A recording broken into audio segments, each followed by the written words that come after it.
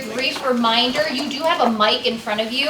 If you can use that when speaking on mic or at least project your voice for purposes of our recording today.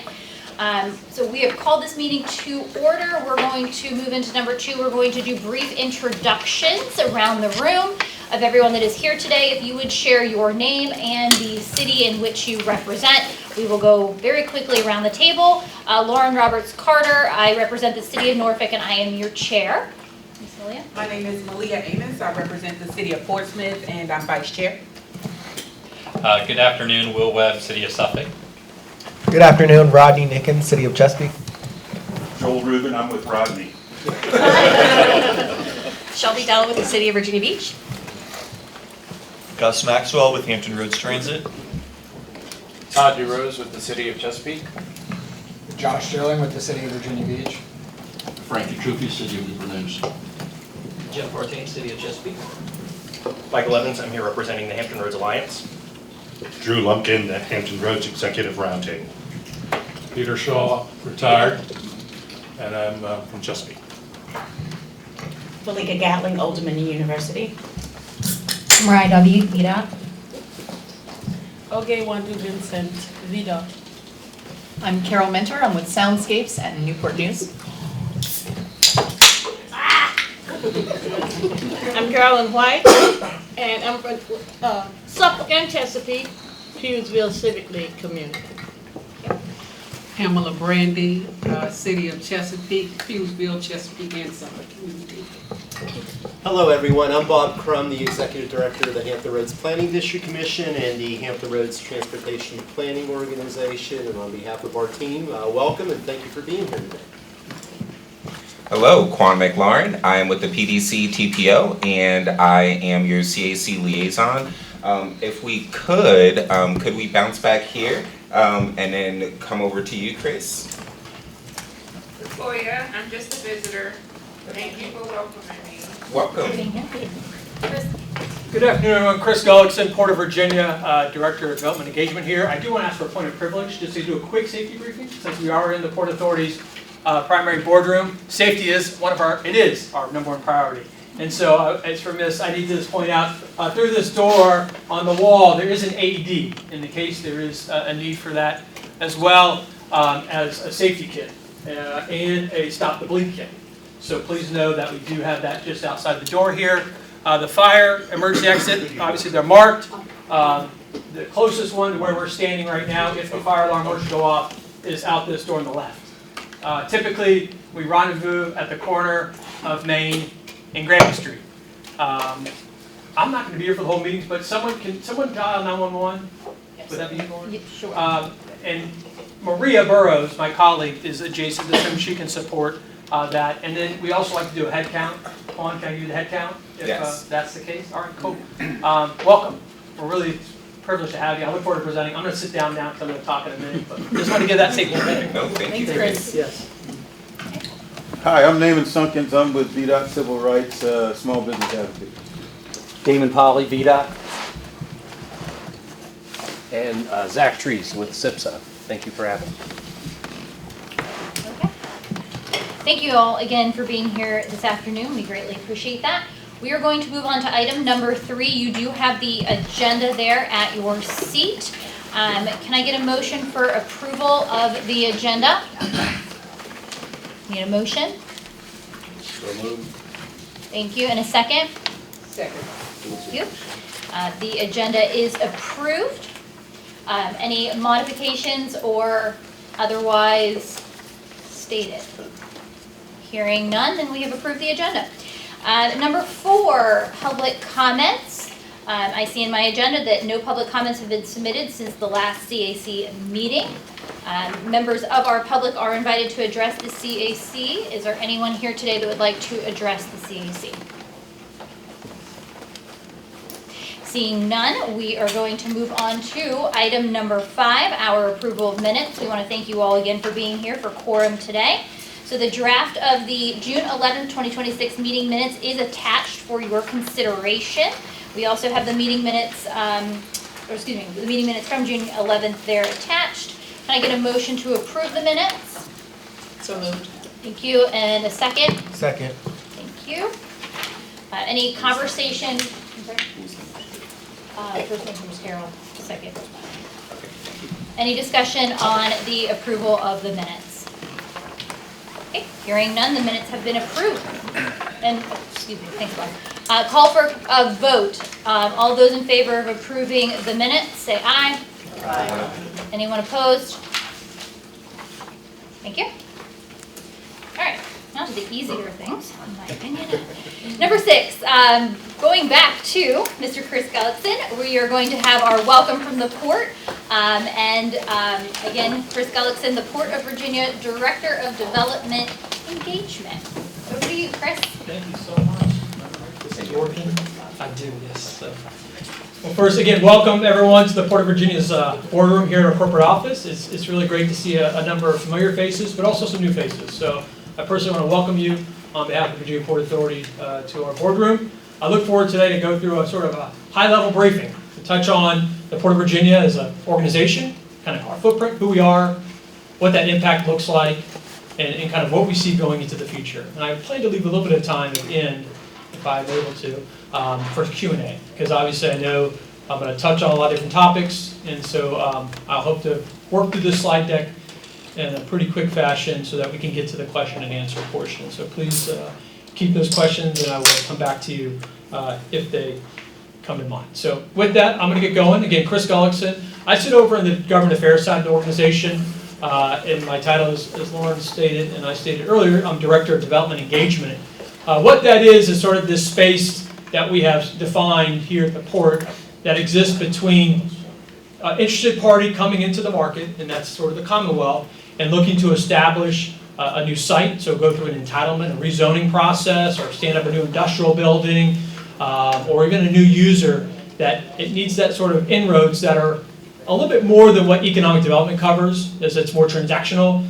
This is sort of providing, I would say, a little bit of a white glove service. And so I live in this space that working with planning departments, working with transportation departments at the local level, working with VDOT at the state level, and then working with the development community, bringing together these interests to make sure that we're addressing and highlighting the opportunities that the Port of Virginia and the Port Authority is bringing here to Hampton Roads and to the entire Commonwealth based on what has been now over a decade of investment to drive outside the gate development here in Virginia, really serving as that economic engine for the Commonwealth. So, my days fluctuate from, maybe a planning commission to speaking to a developer to, going to city council and speaking on behalf of a project and a rezoning situation. So, really excited. And so it's a privilege to be in front of you today. So I thank you for this opportunity to come before you and talk about what the Port of Virginia is doing, your port is doing for this community. So the Port of Virginia, you can kind of think of it a couple different ways. I always start off, if I was standing up here and had a hat that said Virginia Maritime Association, I would talk about the 65 or 70 private marine terminals that are situated along our great waterways here in the Commonwealth of Virginia. But for today's matter and today's presentation, we're talking about 6 facilities. The Port of Virginia operates and runs 6 facilities spread throughout the Commonwealth. 4 of those facilities are right here in Hampton Roads. In fact, our 2 primary facilities are one's in Norfolk and one is in Portsmouth. We are really focused on the movement of ocean shipping containers. So those metal containers that you see along the highways that have names like Maersk and CMA CGM, maybe they're orange, maybe they're pink, that's our primary business. We are moving ocean shipping containers on and off international container vessels. That is our business here in this harbor.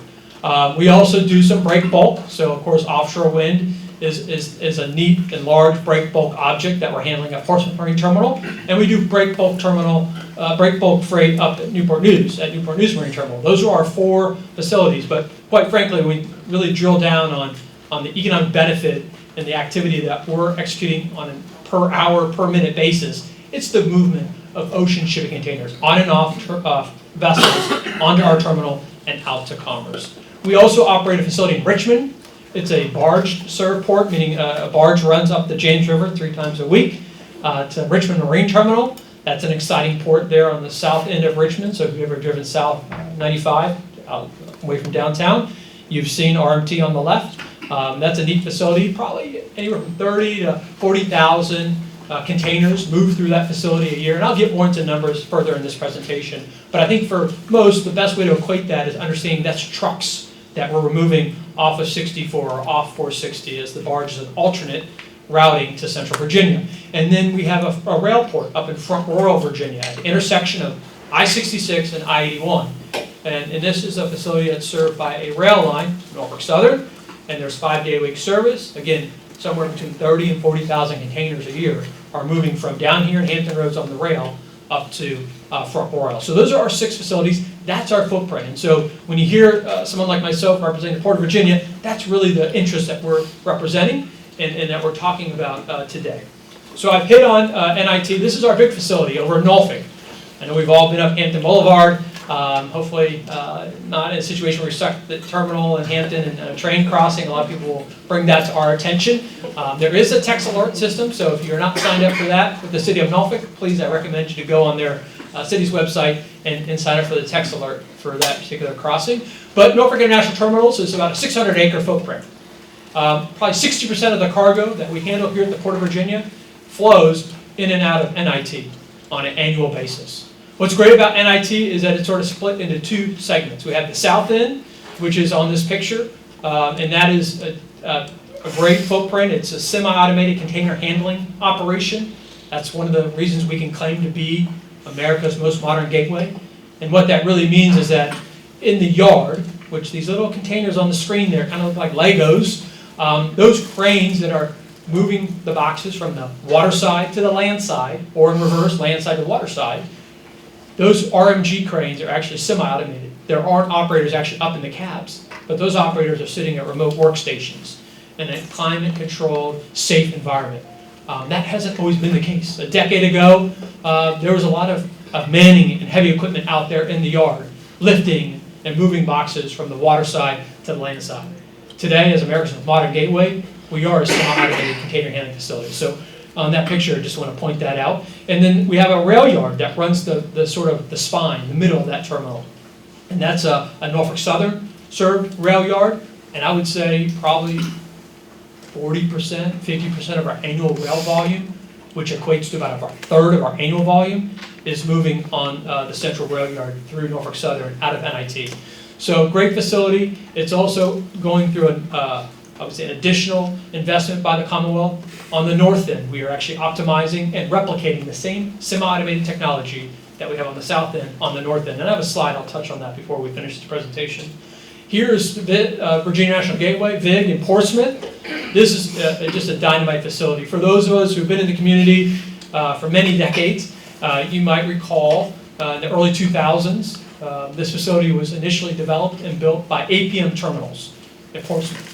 That property was previously controlled by the Cox sisters of Cox Communication out of Atlanta, Georgia. And APM Terminals in the early 2000s acquired the piece of property and was going to build a greenfield deep water container handling facility terminal. And that's what they did. They built phase 1 of this footprint back and opened in 2005. It was really one of the first greenfield built container handling facilities on the East Coast, believe it or not. Because many times, you're repurposing the industrial waterfront to serve different functions. But in this case, it was built for that reason. And so it was built really well. Built properly, it is built very square, and functionally, it's been terrific. Through the decades, it's now been 2 decades, the asset has traded, and for all intents and purposes, as it stands today, the Port of Virginia, the Port Authority, we are the tenant. That asset is controlled by a group out of Connecticut called Alinda Capital. But we, for all intents and purposes, have that long-term lease along with what would be the final sort of concession for at some point at the end of that lease, it'll revert back to the Commonwealth. But for, again, all intents and purposes, that is our other container handling facility. We have built out phase 2, and so I would say 40% of our annual volume is flowing through Virginia National Gateway. Now I want to pause here just to talk about Virginia. I mean, we're obviously all fans of Virginia. I'm a homer. This is my hometown. We are so very blessed to have a natural deep water harbor. Virginia has enjoyed deep draft vessels coming in and out of this harbor well before the container ships required this deep draft. Think about the coal trade. We think about our Navy and just other interests that have benefited from having deep water. Well, I can tell you today, it's that green ship on this picture in front of you, the I think that's the Ever Given. It's Evergreen is the carrier. But that ship there is really become what we kind of consider to be the workhorse of the industry. This ship is over 1,200 feet long. It can draw somewhere between 47 and 50 feet of water, and it can have anywhere from 2,000, 3,000, 4,000 moves, meaning 2,000 come off, 2,000 go back on a single call. And why that's significant is that the system, because it is a system, it's global trade, not all ports are, one, capable. They don't have the actual existing infrastructure on the land side, let alone the water side infrastructure, which maybe you heard, maybe you haven't. We're back to being the deepest port on the entire East Coast today as we stand here. We have 55 feet of water alongside the docks coming into the harbor, and then even out in the open ocean, it gets down to 59 feet of water. So, I mean, we are ready for that type of vessel and the bigger ones that are to come. And that's a really exciting time for us as a port, because we're out in the marketplace selling the fact that Virginia is big ship ready. We're the most modern gateway port on the East Coast. Bring us your business. And obviously in this climate, it's competitive out there, but we're providing that value to our current customers and in the marketplace, finding new customers. So I love showing that picture, because that vessel 10 years ago, it wasn't calling the U.S. East Coast because there weren't other, it wasn't in the trade. But today, that is our common sort of workhorse vessel. We'll see multiple ULCVs. I try to really limit my acronyms because we use a lot of them in this space. But ultra-large container vessels. We'll use that acronym quite a bit. That's a ULCV. We are ULCV ready. That is the Port of Virginia. Port of Virginia is a preferred ULCV gateway port. So we're really proud of that. Now here's a great photo of the blades and the tower sections there at Portsmouth Marine Terminal in support of the Coastal Virginia Offshore Wind Project. I think many of you are aware of what's happening off the coast of Virginia Beach with the single largest commercial offshore wind project currently in construction, 176 wind turbines. The Port of Virginia is a partner in supporting the staging, handling, and loadout of those components. So Dominion Energy has leased a significant footprint from the port there at P&T as they begin to obviously load out the topside components for the construction of the Coastal Virginia Offshore Wind Project. Really proud of this project because, quite frankly, P&T 15 years ago was at a point of inflection. You know, I had the great photo of BIG, and there's a lot of benefits that come through the way that facility is structured from an efficiency and safety. Well, P&T was a legacy facility, and it was at a point of inflection that, you know, we kind of need to determine what its future at that point was going to look like. Working with Dominion and the Commonwealth, you know, we obviously have been able to come to an agreement with Dominion Energy for a lease. And in that, there was actually a needed improvement. This facility, it had some use to it. It's a great facility, but it had been used for decades. To handle the weights necessary to move those components safely on the terminal, we needed to make a significant investment. And so Dominion, along with the Commonwealth, and through a MARAD grant from the federal government, is about $220 million investment that was made there at PMT to support the successful staging and loadout, which is underway today for the Coastal Virginia Offshore Wind Project. I believe, and Joel can fact check me, I think we're about 40% through on this project. About 32, 33, 34 wind turbines have been erected out at sea. There you go. So it's really cool, really exciting. And, if you get a chance, the Charybdis, I think every about 10 days, this is the purpose-built installation vessel that comes in that Dominion Energy owns outside of it's on the private side. It's not a regulated side of their business. It's cool to see that vessel arrive at Portsmouth Marine Terminal and to see these large components. It's mind-boggling. So hopefully That's changed a lot. All those yellow ones are all in place out of the sea. They are. There's a lot of blades there. Yeah, a lot of blades. That's right. And tower sections. So how's the Port of Virginia structured? Well, kind of if I were to compare it to a factory, we're sort of vertically integrated. There are all aspects of this business that are 6 facilities that we kind of run and control. So we have the Port Authority, and again, I work for the Virginia Port Authority.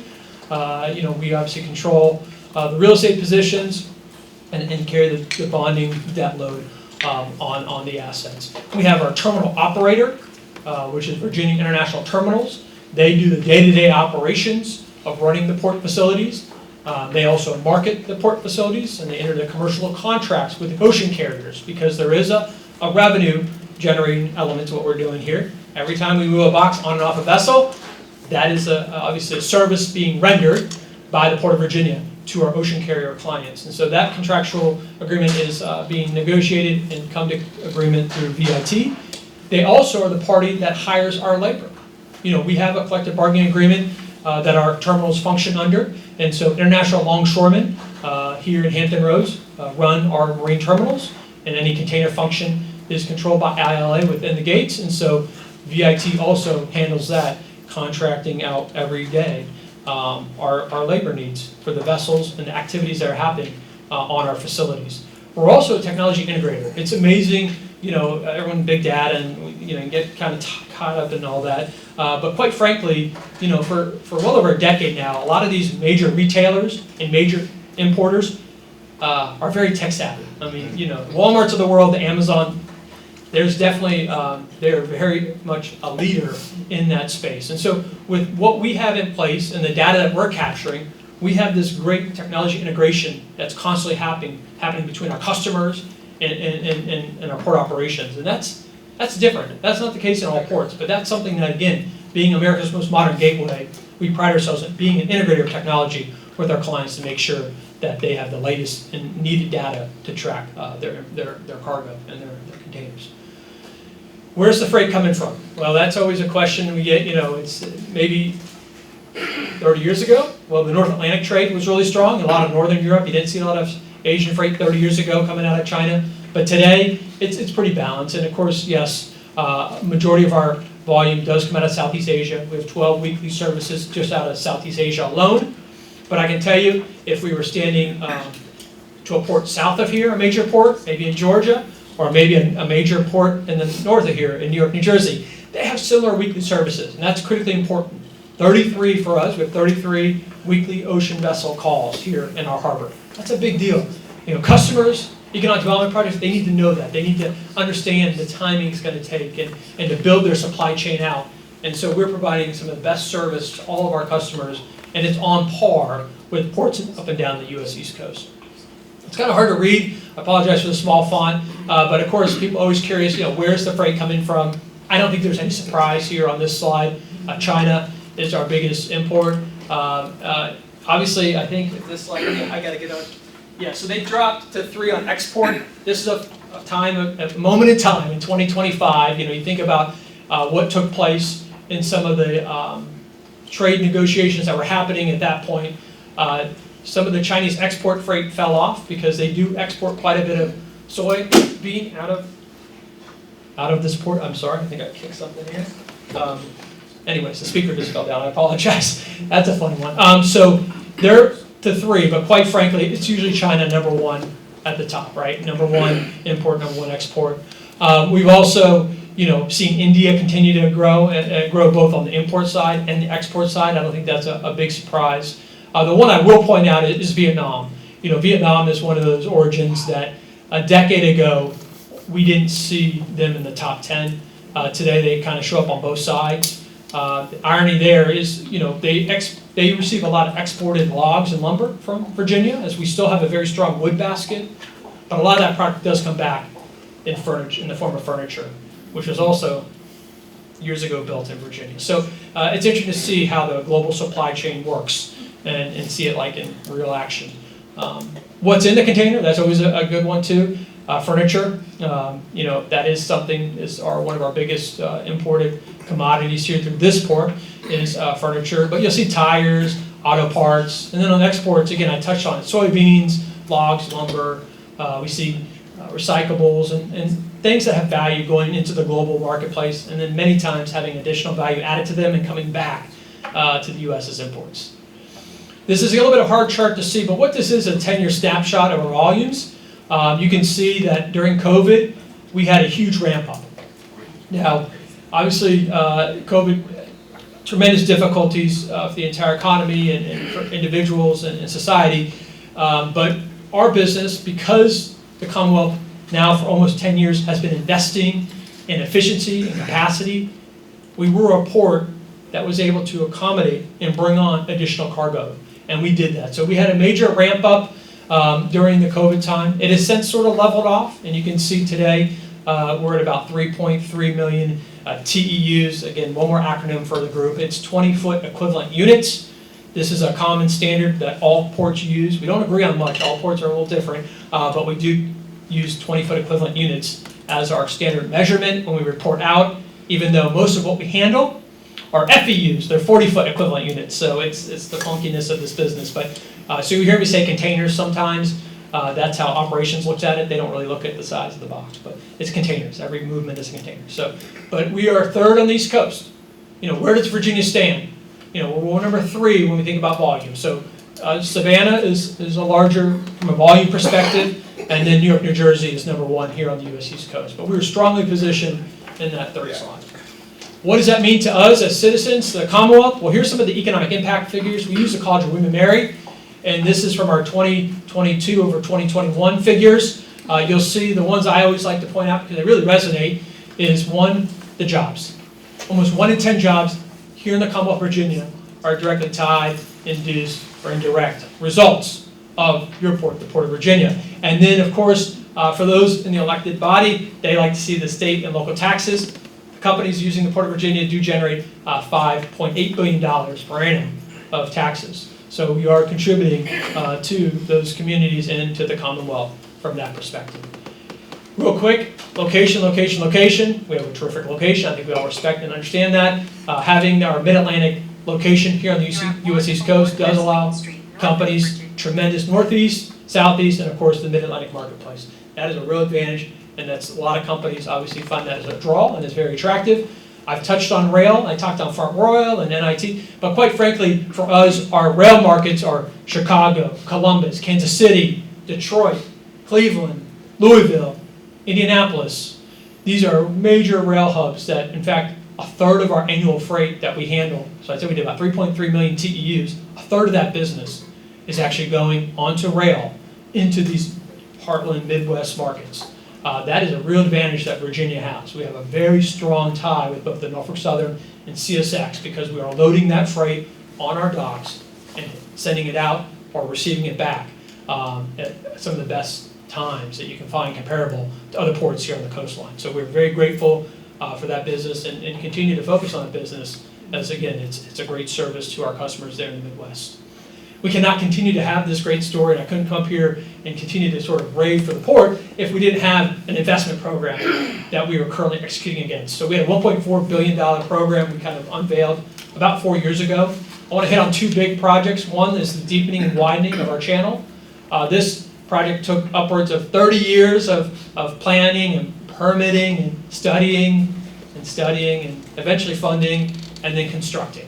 And so really excited that today we have not only the deepest but the widest channel on the U.S. East Coast. That allows for two-way transit. We have a two-way highway out there for these ultra-large container vessels to cross. And it's been a real cost saving to our customers because there's no queuing out in the harbor to wait to come in because of some of the challenges that a narrow channel can present to two-way transit. That's all been eliminated.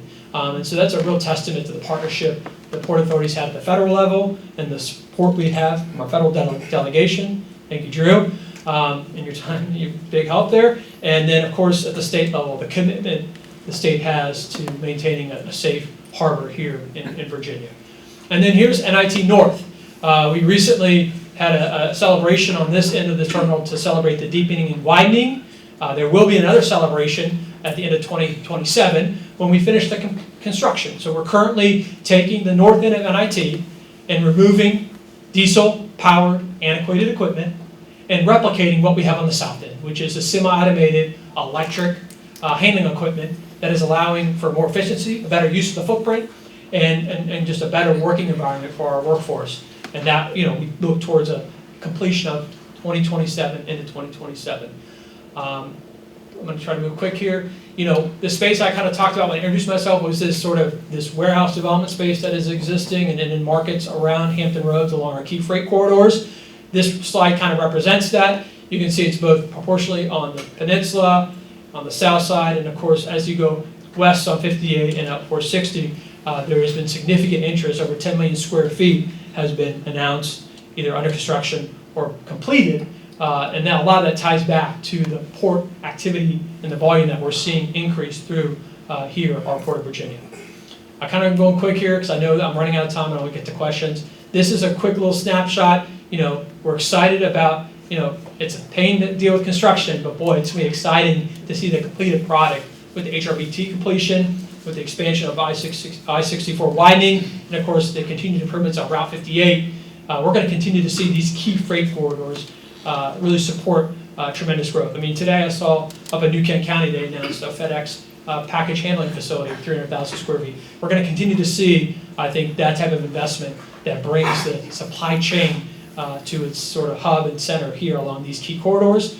And then, of course, we can't be a modern port if we're not looking towards the future and how we can continue to electrify and be a carbon net zero operation. And so we have a commitment, 2045, maybe 2050, I think it's 2045, to be zero net carbon energy consumption and use. We have actually recently in the past few years received a huge EPA grant to electrify our operations. So being that most of it is already electrified, the big cranes on the water, they haven't been diesel powered for decades. That's all electric. The cranes that are in the yard, they're electric, but there's still pieces of equipment that we're having to electrify, like some of the yard trucks is what we call them. That's happening at NIT as we speak. We're looking to secure electric locomotive to bring the train in and off at Terminal Boulevard. That's underway, so it's really exciting times here at the port as we continue to be a great corporate citizen and a great citizen to the environment. I'm going to stop there, and I think I have 4 minutes for Q&A. Questions for Chris? Carol. Thank you for that. You mentioned specifically, I think it was 550 or 560,000 employees that are employed as a result of the Port of Virginia. Yes. Are those direct employees of the Port of Virginia, or? It's the full gamut, so it's direct, indirect, and induced. And I'd love to hear an example of kind of how your reach leads to additional employment beyond the employees directly of the Port of Virginia. Sure, I'd love to give an example. So I'll give you not that it's easy, but I'll use Walmart as an example, okay? That is a significant customer for the Port of Virginia. Walmart has a third-party logistics partner called Maersk Logistics Hub. It's on 664 Chesapeake, and so on Hughesville Road. So the container, which we handle, our labor handles off the vessel, it then gets loaded onto a truck. That truck driver is called a drayage driver, a motor carrier. It's our big partner. That's typically it's an owner-operator, so it's an independent operator who owns that tractor, who's responsible for the insurance and maintenance. That individual is now moving that container over to HUD, where that box is going to be called deconsolidated, meaning it might have 40 pallets of box fans in it, or so, it's going to have a single skewed item.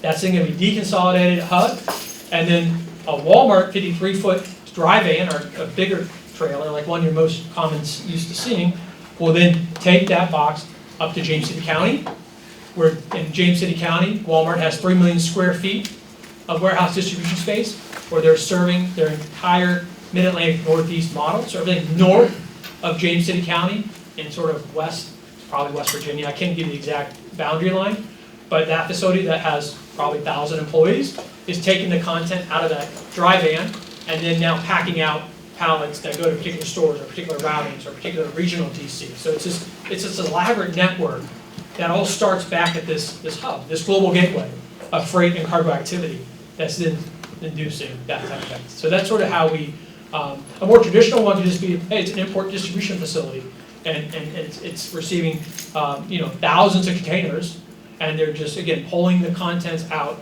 and then redistributing it to a distribution network. Thank you. Ms. Pamela. Final question. My question is two.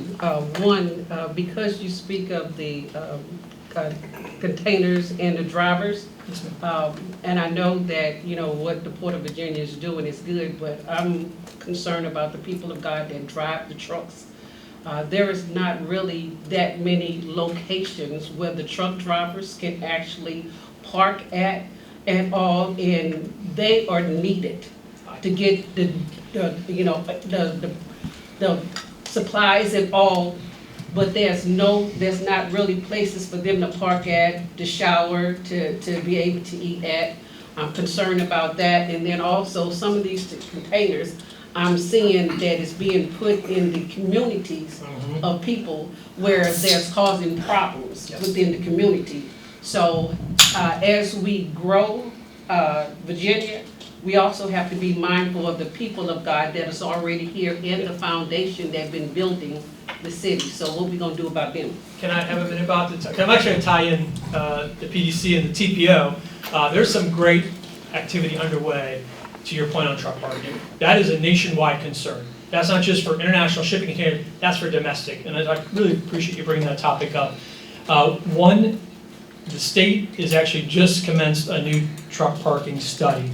We know here in the Commonwealth of Virginia, VDOT knows that right now there's a deficit of 3,200 spots for trucks to park every night, and it's going to grow by another 5,800 by 2045. That's only 20 years from now, or 19 years from now. So there's a definite need, to your point, for safe, adequate truck parking. And so the VDOT is beginning a study.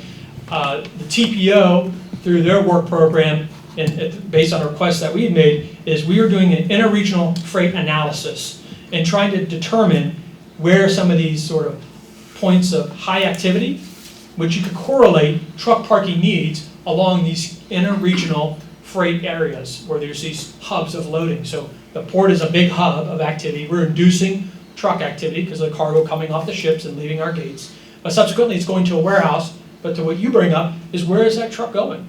Where is it stopping? And so, yes, there's going to be data extracted, and there's a lot of excited individuals to say, okay, this is going to help us pinpoint both private interest out there that build truck stops, but even the municipalities, the Chesapeake, Suffolk, and the communities that have a higher concentration of truck activity, to be able to identify what are the solutions so that we can address that. Because it's something that is important and the need to address for our trucking community, safe and adequate parking to do exactly as you described. And then just to talk about I think for illegal trucks, container stacking, there are ordinances. We meet with the municipalities, we participate in comp plan revisions, as well as if ordinances are being rewritten to make sure that it's done properly and done safely. I know there's the one-off in people's yards and stuff like that. I can't really speak to that. I think that's a municipality by municipality, how they deem appropriate the use of shipping containers or storage. But it's something we're very much tracking and cognizant of. Just one last question.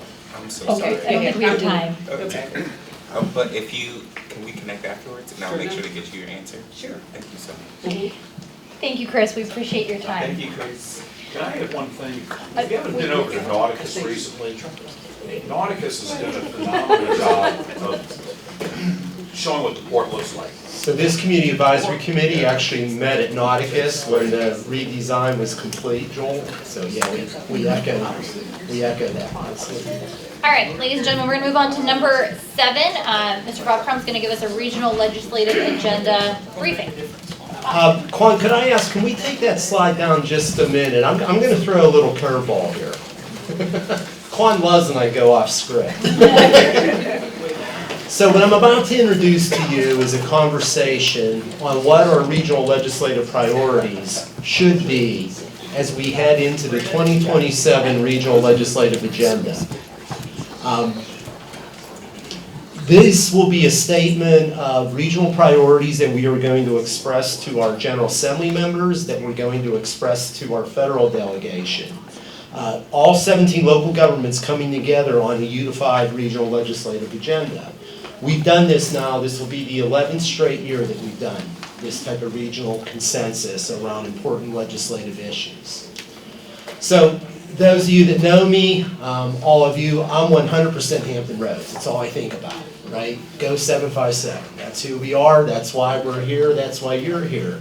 You care about Hampton Roads. But when our General Assembly members go to Richmond, they've got to deal with people from Northern Virginia. They've got to deal with people from Fredericksburg and Blacksburg and the New River Valley and Roanoke and Lynchburg and Northern Shenandoah Valley. And guess what? They all think their region is more important than anybody else. And that's why they get together up there for about 2 months, and you read about it in the paper, and there's a lot of debate. So My question for you is, I wanted to ask our CAC before I do any presentation, I'd like to hear their input. Why is Hampton Roads the most important region in the Commonwealth? Why should our General Assembly, I'm about to talk with you about legislative priorities that ask for substantial investment in Hampton Roads. We're going to talk about change of public policy that will, we believe, benefit our region. Could you give us some quick talking points? And I did this with the General Assembly in May, by the way. But I'm interested from our community members, Quan, why does Hampton Roads matter? Why should the General Assembly, as an entire Commonwealth, take action to benefit our region? So can I open that up? Don't let me hang it here now. Go ahead. I'd love to hear it. Sure, Will Webb with the City of Suffolk. I think the one thing for Hampton Roads is we are the gateway for the state. Whether it be commercial vessels, I mean, we're here at the Port of Virginia, the Port Authority today. We saw the map when it came to the rail routes that are going. If you are coming in any goods to the East Coast, they're coming through us. So when it comes to investing in this area, it's also getting the goods that we're bringing in back out to a dozen other states on the East Coast, and not only from the commercial side, but also from the federal and the Navy side. We have 150,000 sailors right here. So again, we're not only bringing in the goods, we're bringing in the people and the defense of our entire nation right here into this beautiful harbor that we have here in Hampton Roads. Any chance you'd be available to come to Richmond with me? I love it. Drew. Love it. Other ideas? Go ahead, Drew. Yeah, thank you. So if you take one step back and you look at sort of what's going on in the world, there's a lot of storm clouds on the horizon in terms of geopolitical events. And we're seeing that play out in wars and conflicts across the globe. Well, that all directly implicates Hampton Roads. We are America's military metro. We are the national security hub of the East Coast for the nation. We build the ships that then go to those conflicts, and we have the veterans, we have the innovation system, and all of that. So as the country right now is ramping up to get on wartime footing, that directly implicates us here. And we need to make sure that we have a state that is coordinated and understands all of that. And we need to make sure that we maximize that federal investment, because once we get on that wartime footing, our military industrial base is going to be activated and needs to hum. And we are that site of disembarkation for war on at least half that globe. So that all comes here and runs through Hampton Roads. Yeah, thanks, Drew. Dr. K? I'm going to share my friend Will's microphone here. Good afternoon, everyone. Being an implant, so to speak, as everyone knows, I'm from Chicago. So I spent my first few years here just observing the area, observing the community, learning more. If you know me, you know that I'm a data nerd. And one of the unique things about Hampton Roads, and particularly now, and I'll speak, you spoke about geopolitical challenges and issues, is when it comes to politics, Hampton Roads, it's in Virginia, right? But Hampton Roads uniquely is positioned to be a catalyst for the rest of the country as to what healthy change looks like. It's positioned to be that way, right? Even looking at our current governor and the fact that we have in place by law that every state organization that receives state funds has to supply a diversity, opportunity, and inclusion report that outlines what are we doing to ensure that there's a welcoming and inclusive environment for everyone. It's not like that in every state. So that uniquely positions Virginia, but particularly Hampton Roads, because this is the home of NATO, to be a hub in a sense, and to be an example for the rest of the nation as to what it does look like to be inclusive, to include everyone, to include civil discourse and practice civil discourse in the community, in the workplace, etc. last point is this place is incredible as it relates to colleges and universities. You know, you can shoot a dart, you know, left, right, side to side, and you will find a college and university. So it positions Hampton Roads in a very unique way, as well as it relates to ensuring that there is opportunities that support generations to stay here, to live here, to work here. And so yes, I know there's some work to do in that area, but we're uniquely positioned in those spaces because of where we're situated and the generational hubs that are here in terms of colleges and universities as well. Fantastic. Can we get 2 more, please? You're in front of the General Assembly. What's the sell? Why Hampton Roads? One thing that doesn't get talked about very often, in my opinion, and this is not City of Chesapeake, this is me with the Small Business Development Center, is that we have one of the most robust support systems for high-growth startups in the United States. Because we have SBDC, 757, and Innovate 757, Startup Studios, Lighthouse, you're starting to see as AI grows, we're seeing a lot of NASA scientists moving into the private sector with their ideas, and we are starting to see some incredibly high energy, high growth potential startups coming from this area. It's just simmering now, but literally it's sitting right below the surface, and we literally have, compared to most areas that have 1 or 2, we have 7 or 8 entities that support these entrepreneurs. So, you know, it's something that doesn't get talked about, but it is a good selling point for the area, in my opinion. Yeah, absolutely. Thank you. Joel? It's where we recreate. The whole state comes here, go to our beaches, Williamsburg, our history, and we've done a good job of nurturing a lot of that. I mean, a lot of it happens here too. So you talk about why is Hampton Roads important to the state, it's where they all come to play. Yeah, absolutely. We haven't heard from this side of the table. One more, Quan. Quan's like, schedule here a bit. One more down this side. Anybody? Why Hampton Roads? Why are we important to the state? Why should they invest in us? Anyone? We're the talkers, they're the thinkers. They're thinkers. I knew I'd get one. Go ahead. I mean, I'll double down on the universities. I think you can, I know. I mean, William & Mary shout out was in the last presentation, but I mean, you have Research One institutions, you have renowned community colleges, you have liberal arts institutions, you have HBCUs, so I think that's one thing that's great, and I also think I serve on the Thrive Board, which is Hampton Roads Chamber's Young Professional. Mike was also a part of that, and to be a young professional in an area like this, who came from an area that wasn't, they had a young professionals arm, but it wasn't quite as collaborative as this one. I think it's a place where young professionals can get involved and not just not be involved in the sense that you're a young professional, we need you to come run social media. It's involved in a very meaningful way, and where you can sit at tables like this in rooms where you can actually make a difference for the future of the region. Very good. So thank you. Quan, I think at a future meeting, maybe we can unpack some of this. I think there's more. Peter, I'm getting the I gotta move on sign here, but darn, I'm sorry. Peter, I can't resist. What do you got? I was just going to say, to sort of summarize that Hampton Roads is the epicenter for the military defense of the country on the East Coast. It is the epicenter, one of the major epicenters for the trade gateway of the country. And it is one of the major recreational epicenters that Joel mentioned for the nation.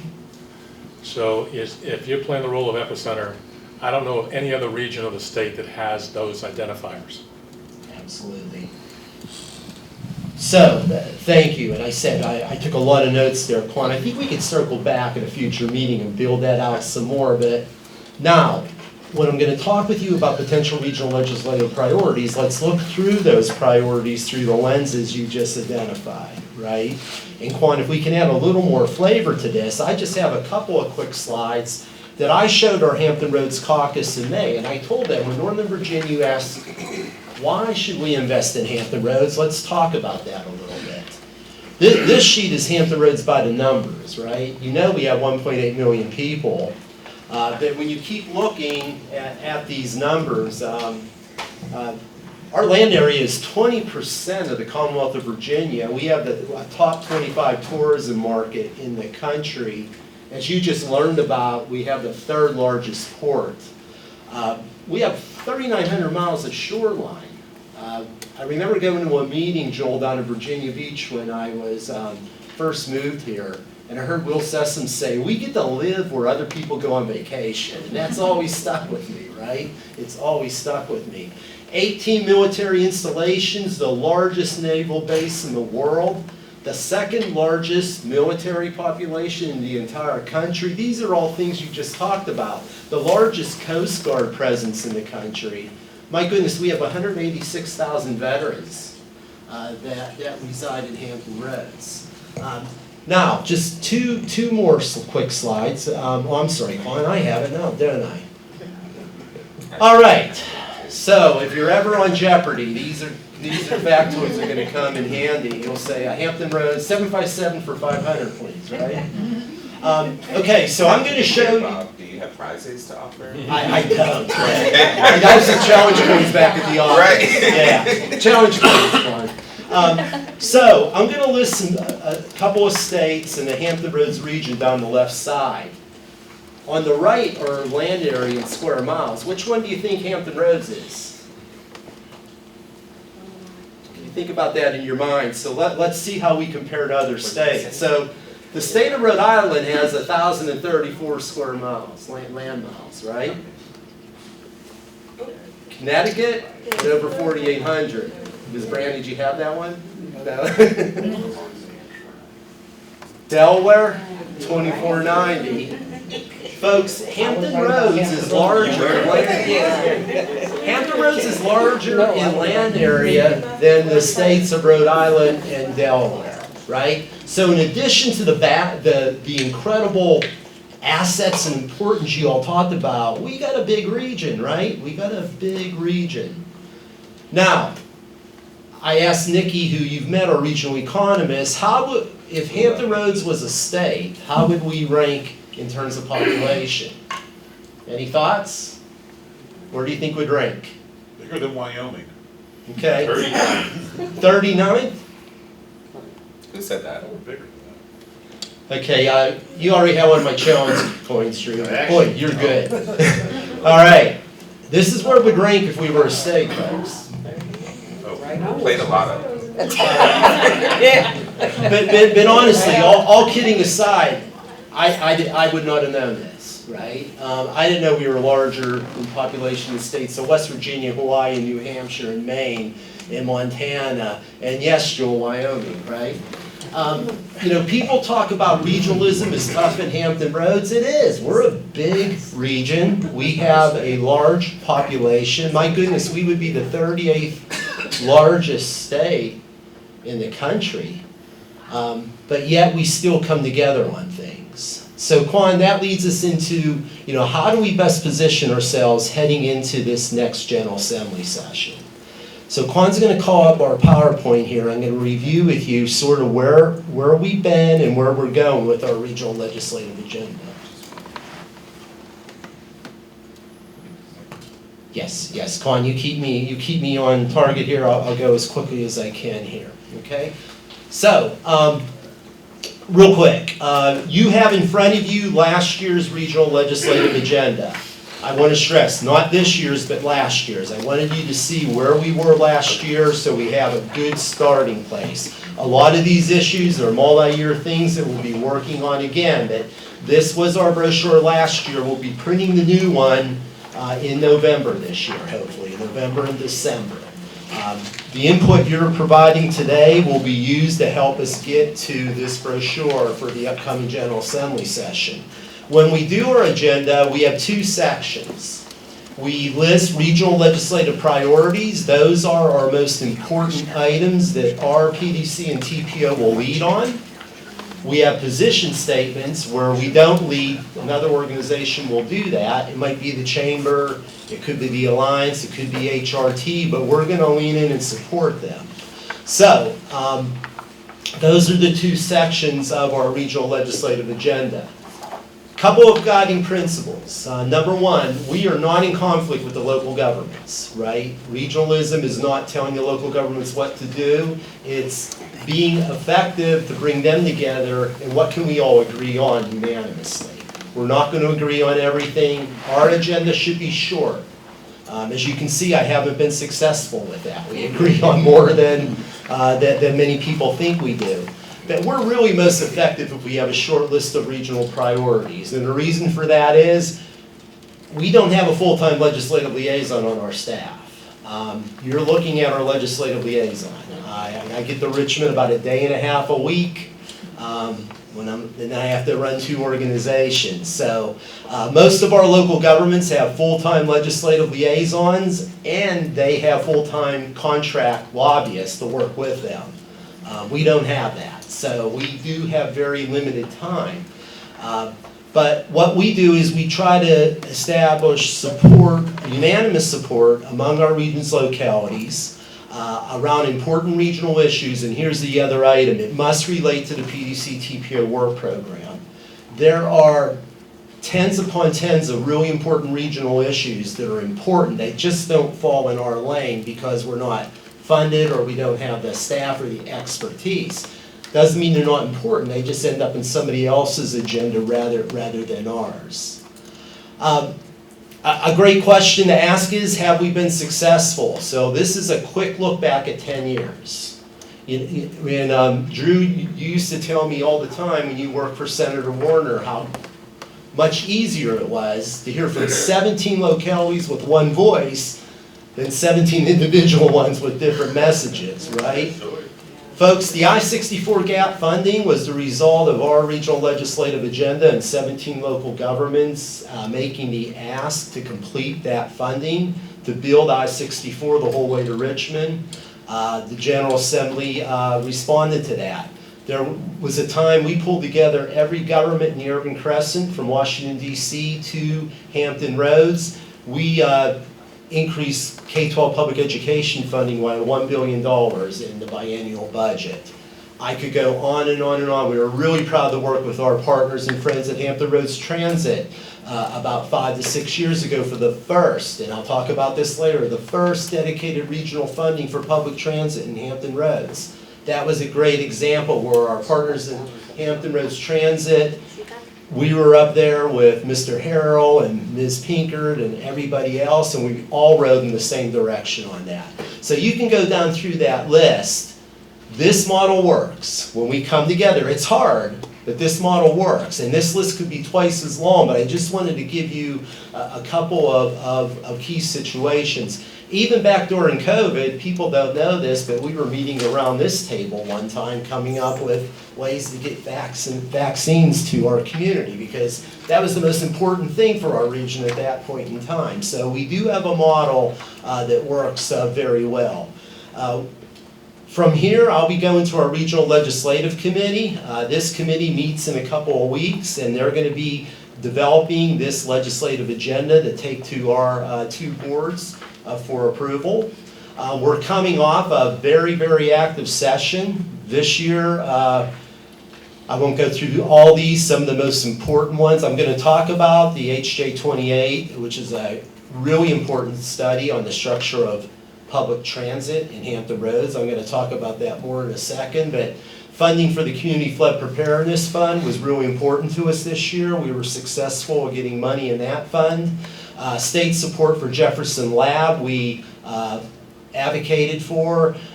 Regional water supply funding, we could go on, but it was a very, very active session for us. So where we're at now is we're at the CAC today. I'll be with the city managers and county administrators in September. The Freight Transportation Committee, the Regional Transit Advisory Panel will all get input into this. Our boards hopefully will approve this legislative agenda on October 15th. That's really important. It's a tight time frame because they then have to design and publish our brochure. As I say, a lot of Hampton Roads goes on vacation in August. We do legislative meetings in August, so it's a really important time. The governor's budget gets submitted around December the 20th usually, and we've got to get bill patrons and budget amendment patrons lined up as quickly as possible once our priorities are approved. General Assembly session begins January the 13th, and it's a sprint until March. This past year was a little more of a marathon. It went to the end of June, but that's typically the time frame. All right, so let's talk quickly, and Quan, keep me on time here, but let's talk quickly about the emerging priorities. The first are state tax exemptions.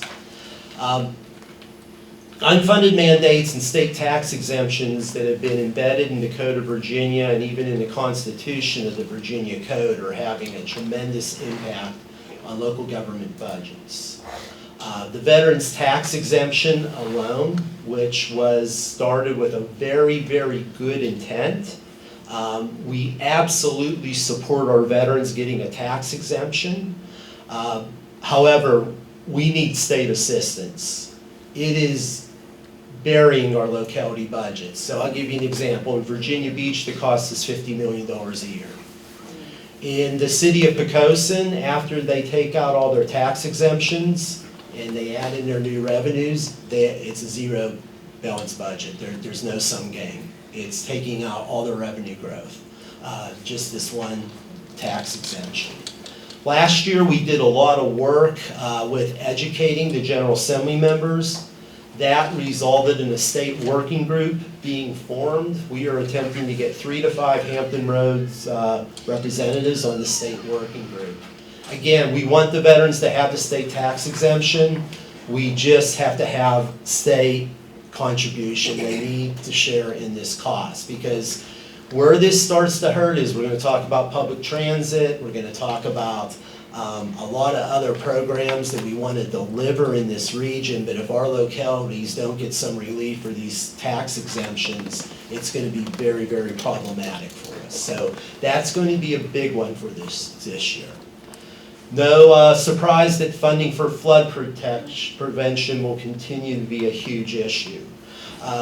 We got $200 million in the Community Flood Preparedness Fund last year.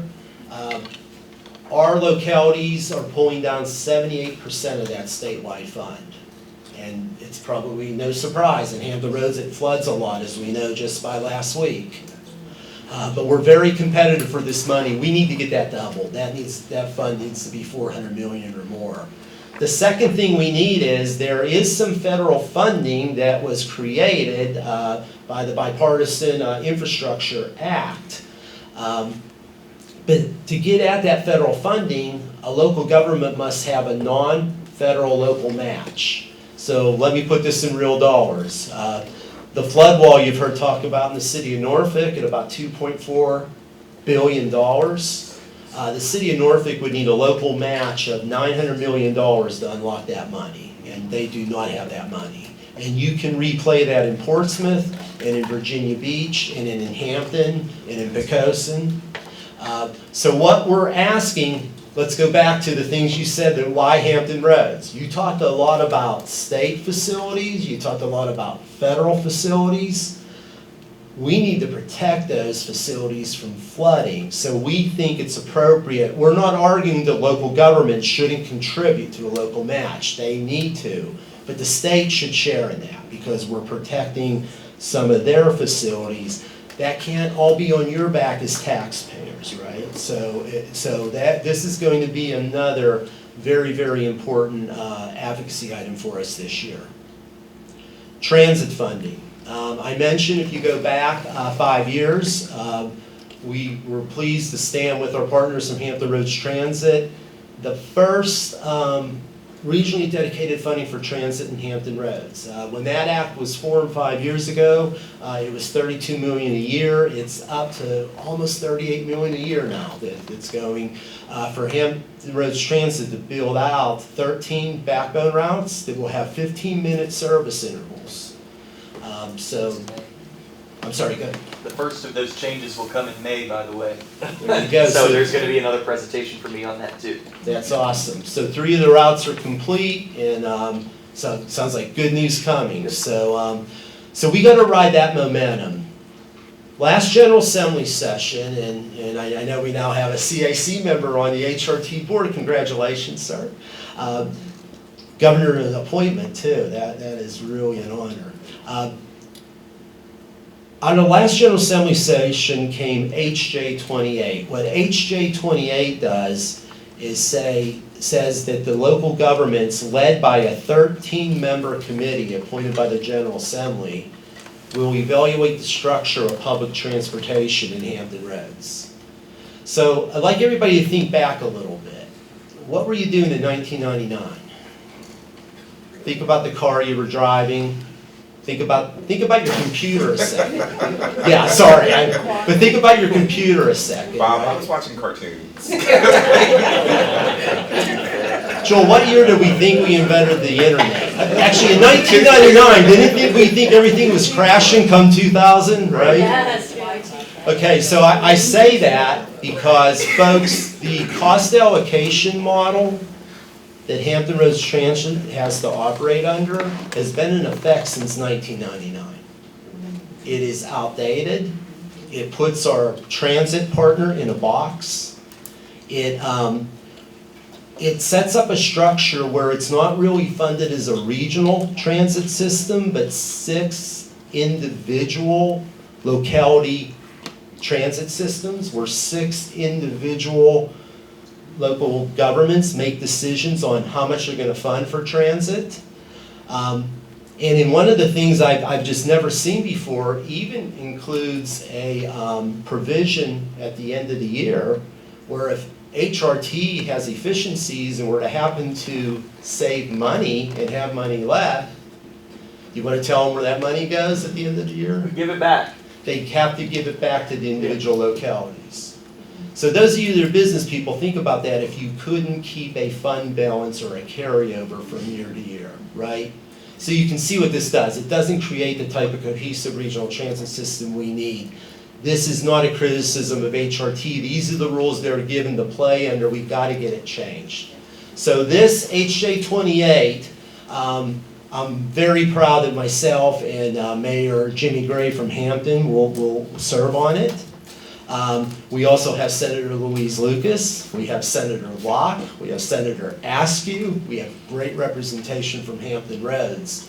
This is our opportunity, it really is. And Quan, this is a 2-year study, and there's going to be times where we're going to need this CAC to weigh in, right? So more to come on that, but we really need to help our transit partners. And by the way, this not only benefits HRT, but WADA Transit up in Williamsburg and Suffolk Transit as well. So a really, really important item. Primary and secondary roads. This region's a national model. In the last 10 years, we have self-funded the largest interstate highway construction program in the country. And what I mean self-funded is you are paying for these roads through an extra sales tax and an extra gasoline tax in Hampton Roads. Those collectively are building $6 billion with a B of highway projects.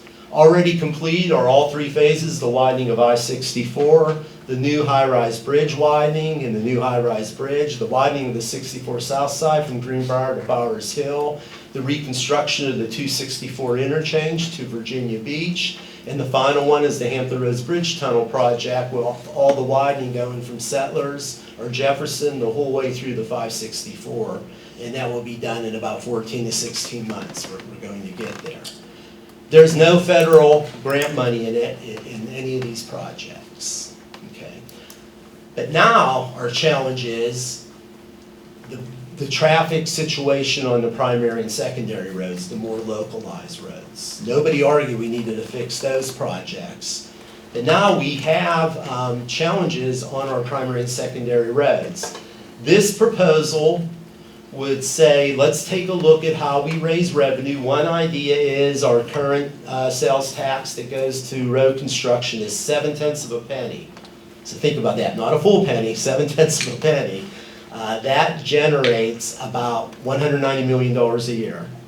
One thought is to take that up to a full penny, and then we could use that money and bond it to fix some of the more local roads. Many of them are needed for the port, And keep in mind, our buses are on these congested roads as well. What that would mean is, if you increase that 0.3 of a penny, it would be about $48 per person per year. You'd pay an extra sales tax. Comes out to about $4 a month. It's real money though, and it impacts everybody differently. These are just some maps of where these congested roads are. I'm sorry, this is way too small, but let me read some of them. These are roads that we know we need improvements to, but we don't have the money to fix them. Hampton Boulevard, that we just heard. You know, if it's not flooding, there's a cars going across it, or it's congested, right? A major problem. Independence Boulevard and the Independence Interchange down at Town Center. Right? You take one drive through there, you know what I mean. Victory Boulevard, big sections of Route 17 and Tidewater Drive, Route 460, Route 58. All of these are a critical corridor. So our local governments are asking for that primary and secondary road fund. And then they're also asking for trail funding. Where we have an opportunity to take the 52-mile Virginia Capitol Trail and extend it through our region to create 250 or more miles, continuous miles of walking and biking trails. All of our local governments are rowing in the same direction on this. We've brought a lot of money to it already. We know the cost to complete these segments. We need about $400 million to build it out. We don't need it all at once, right? The good news is bike paths are a lot cheap, more cost effective, if you will, than these big road projects. So if we can just start getting 50 to 100 million a year from the General Assembly, we're looking to pick away at this. We delivered to the governor's office a $20 million funding request just the other week. The first gentleman, many of you may know, is a very avid biker, and you're seeing a completely new perspective from this administration on biking and walking, so we're really excited and hope we can move the needle on this. We're going to have, Juan's giving me the 4-minute warning, we're going to have emergency management requests. We want to continue to advocate for renewable energy sources, keep pushing forward on more reliable passenger rail service, mitigating the tolls at the downtown and midtown tunnel, not forgetting about maintaining our existing transportation network. And that's going to wrap up into our proposed regional legislative agenda. So Madam Chair, I apologize, I extended that a little at the beginning there, but we also want to take you time to give yes, feedback. Absolutely. So I'll pause there. Okay.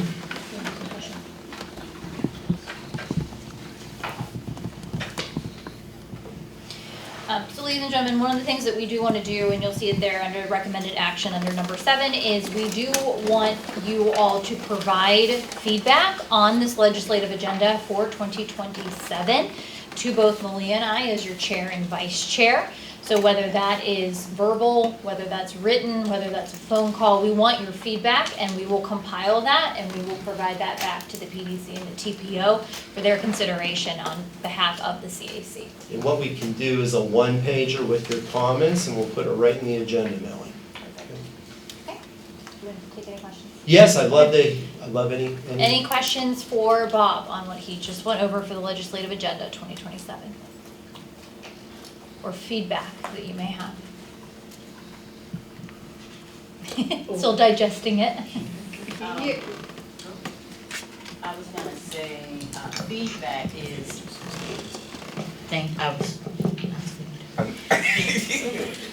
feedback is, thank you, very thorough as usual, as you are. I do have a question about the, I don't remember what you called it, but it is the committee that is meeting to discuss what will go on the legislative agenda, but it was with a lot of the mayors and city council people. Yes, so it's the regional legislative agenda, or committee, Dr. K. It's the chair and vice chair of our 2 boards. which is Mayor Glover, Mayor Gray, Mayor West, and then we have the chair and vice chair of our city managers board as well. And they make a recommendation on to the PDC and the TPO. I don't think it was that one. There was another committee that you mentioned, and my question was, have you leveraged the colleges and universities to ensure that there is someone from the colleges and universities locally on that particular committee? So you're probably referring to the HJ28 committee on transit. Yes. So, unfortunately, we don't get to make those appointments. They embedded it in HJ28. Now, having said that, it's a 2-year study. Quan and I can speak for Quan on this, we would love to work with you, that as some outputs start trickling out of that.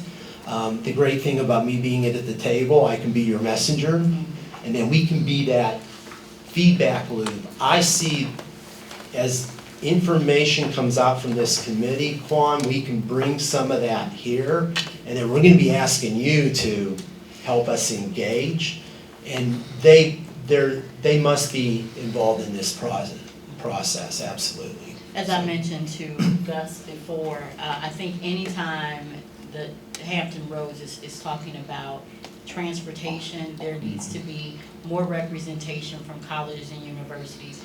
That way, we're listening, we know that feedback so that we're retaining those students when they start in the workplace. We want to know what they think because they'll be the ones that are riding the transportation in the next 5 to 10 years. Thank you, I think well said. Quan, do you mind if I go down the end of the table so I see some of our friends from Hampton Roads Alliance and the Executive Roundtable, and folks, you know, we're together, Drew, sometimes once a week or every other week, but you know, the Alliance, you know, just how we become competitive. Anything we're missing here in terms of, you know, economic competitiveness is in terms of what you're all seeing? Sure. So I saw site readiness kind of as one of the top priorities, and honestly, from an economic development standpoint, that's our biggest bottleneck. Having sufficient ready sites, business-ready sites that we can place prospects on. We're seeing tighter and tighter timelines, usually around, you know, kind of the 12 to 18 month turnaround from the time a business makes a site selection choice to the time that they want to be either out of the ground or operational. And right now, I mean, actually, not to put them on the spot, Josh just completed an analysis of all of our characterized sites in the region that we're going to be presenting to our EVRIFA, that's the Eastern Virginia Regional Industrial Facility Authority Board, here in a couple weeks to talk about just that, how we need to really invest in that site preparation so that way we can get these projects moving a lot quicker, because that's the main reason we're losing projects right now. Some of the economic development models, to give you an idea of what they're competing with,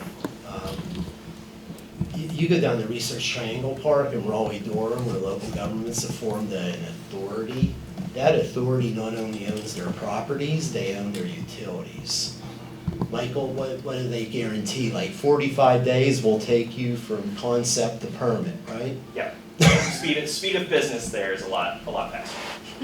So, you know, that, I thank you for saying that, but we don't have, in the Commonwealth of Virginia overall, we just don't have a lot of shovel-ready economic development sites to compete. Thank you for saying that, Michael, that's a big issue. Just have a question, with the tolls and everything that's on the roads, that money that's coming from the tolls, that's not helping at all? Because I see that a lot of things that goes on, we say let's raise the taxes on, and it's always on the people of God, okay? And we're struggling too, okay? But understand that things are needed, okay, for improvement. However, the local areas, which you listed, most of them that have been known as flooding and stuff, but we have never fixed those problems. We focus on expanding and doing the interstate again, which was needed. But if we don't take time to fix those, and where is the money coming from? There's also money that I've never figured out where it's going. For instance, every utility and bill that we pay somebody's going to pay late and there's the fee for paying late. Where is that money going in? We can use that to help some of these projects? Yeah, Ms. Brandy, great question. So in terms of the tolls, I'm going to separate that into two answers, and I'll explain why. On the expressway network, in the express lanes, which are the newer ones that you see opening up, that are the HOV2, where I have the ability with my Easy Pass, if it's my wife and I in the car, I can click over my Flex Pass and ride in it for free. But if it's just me coming to a meeting and I'm willing to pay the toll, I can also get in. That money must be used within that corridor, right? So to your point, it must be used in that way. Okay, so that's the good news. On the downtown and midtown tunnel, that agreement, we are not signatory to. It dates back to 2010 and 2011.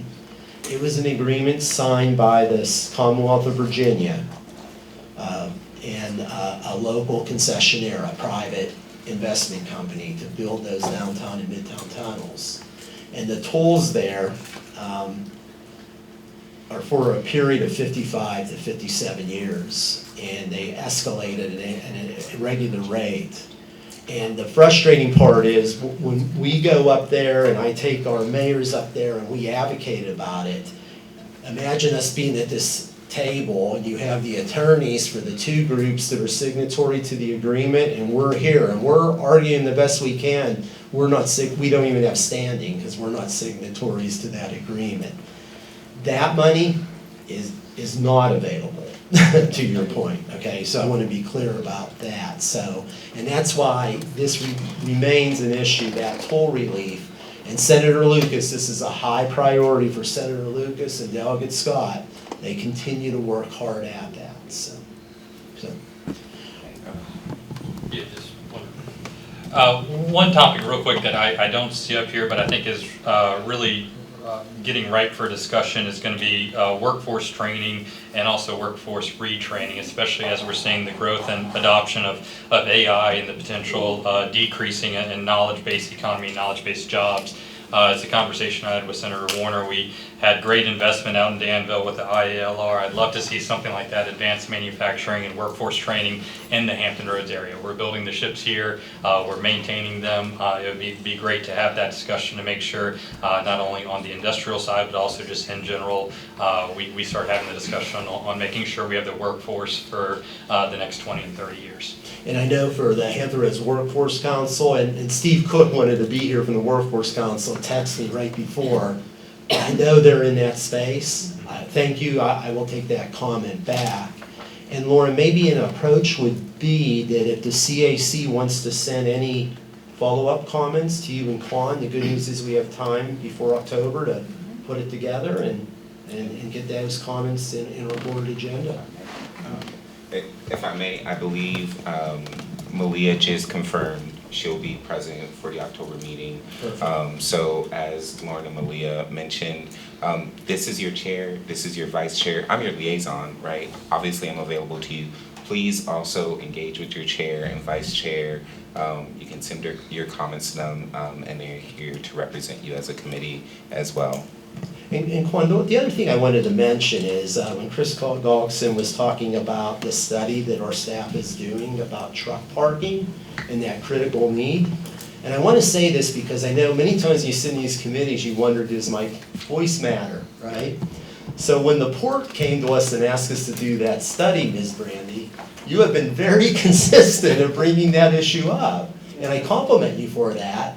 Because it was very easy for us to say, I mean, we were aware because of your input.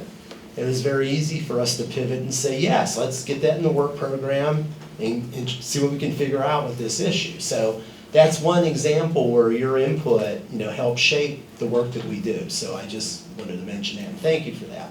So. Okay, for the interest of time, we are going to wrap it there. But again, to reiterate, please share your input with Malia and I.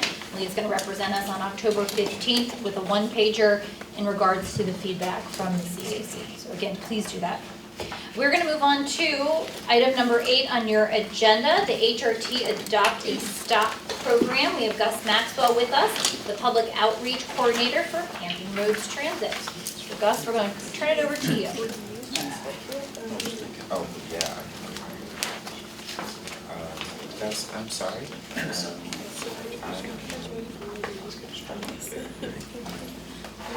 It's here. Oh, okay. I think it's because I had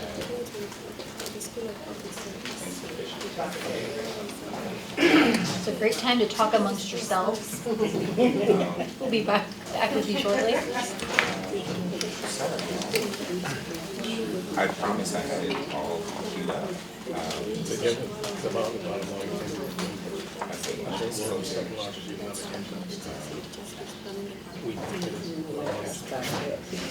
Hey, Bob, if I may, while we have a little second, you know, I don't know the answer to this, and this might be a comment, but back to what we just moved on from, is there been any discussion about energy?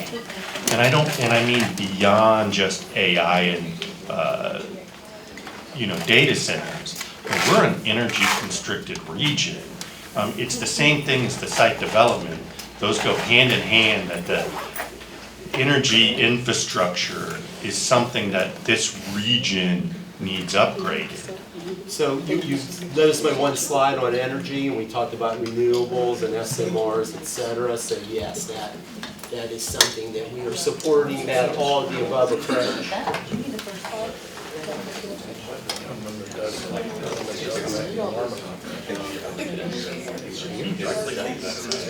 All right, we are ready to go. Gus, we're going to turn it over to you. Thank you. There's a lot of awesome things that HRT is doing right now that Bob and I were kind of touching on before, and there will be other presentations on those things. If you ever have any questions on those things too, you can always come and find me, and I'll have the answer. If I don't have the answer, I can get it really quickly. So if you have any HRT related questions ever at all about all of our projects that we have ongoing, please just let me know. And like I said, I'm a member, so I'll be here to talk about some of these great things that we have, like our backbone network, our SOP passing, and things like that. So, but today we're going to do something fun. And this is our Adopt a Stop program, and I'll be quick, just in the interest of time. But to start talking about our Adopt a Stop program, we talk about our transit stops at large. We have about 3,000 transit stops across all of our fixed modes, so bus, light rail, ferry, trolley, all of those different modes of transit across all 6 cities that we serve.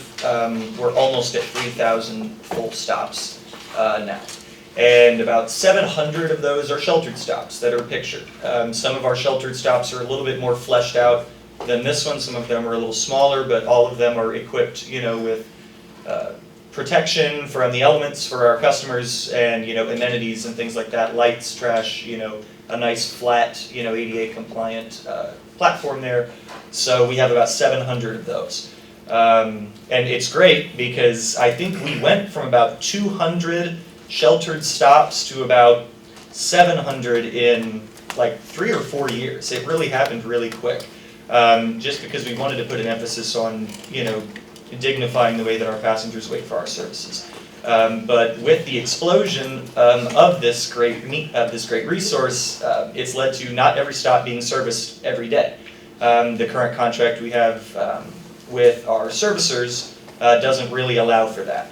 And due to volume at some of these stops, it's not necessarily needed. But as you know, volume can increase one place. It's not, you know, it's not uniform.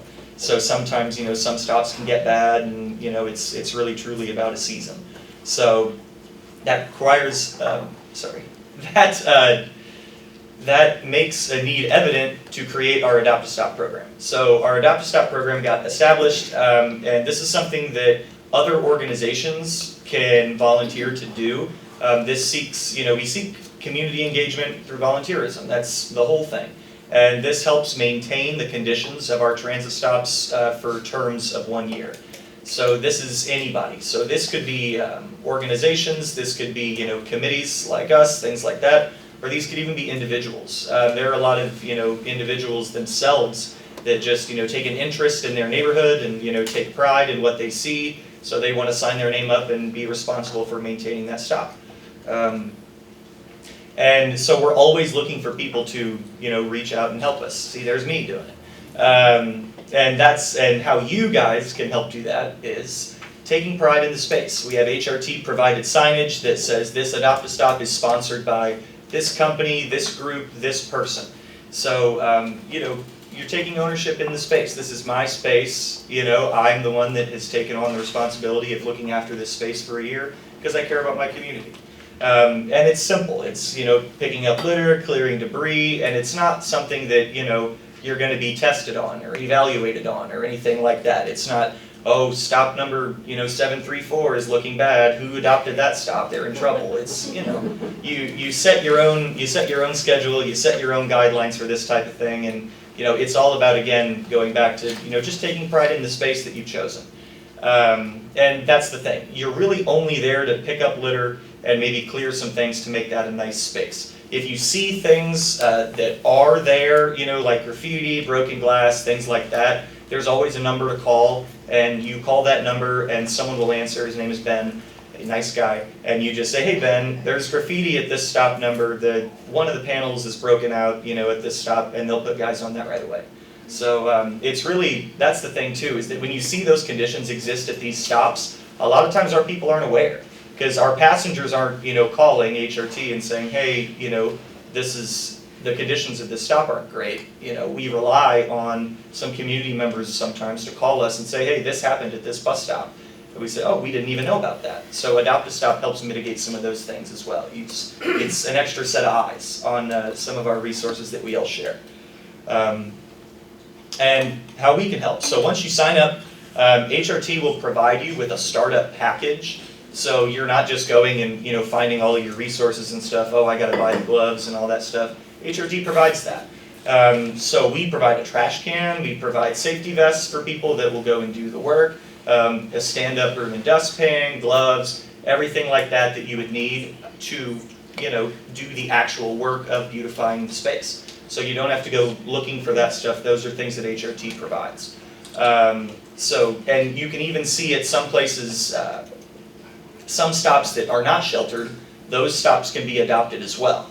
So if there's a stop that's not sheltered by you or by your business or something that's one that you decided you wanted to adopt, then they would put a trash can there for you. Now that needs approval from our city councils, but it's usually easy to get approval for a trash can at a bus stop. But that is something that still does need approval.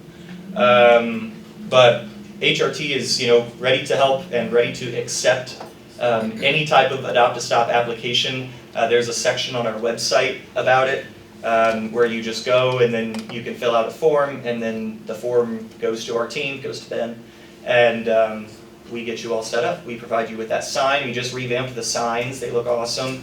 And we'll get you your welcome kit. You'll sign on for a year term, and then you just get started. So those are our year terms.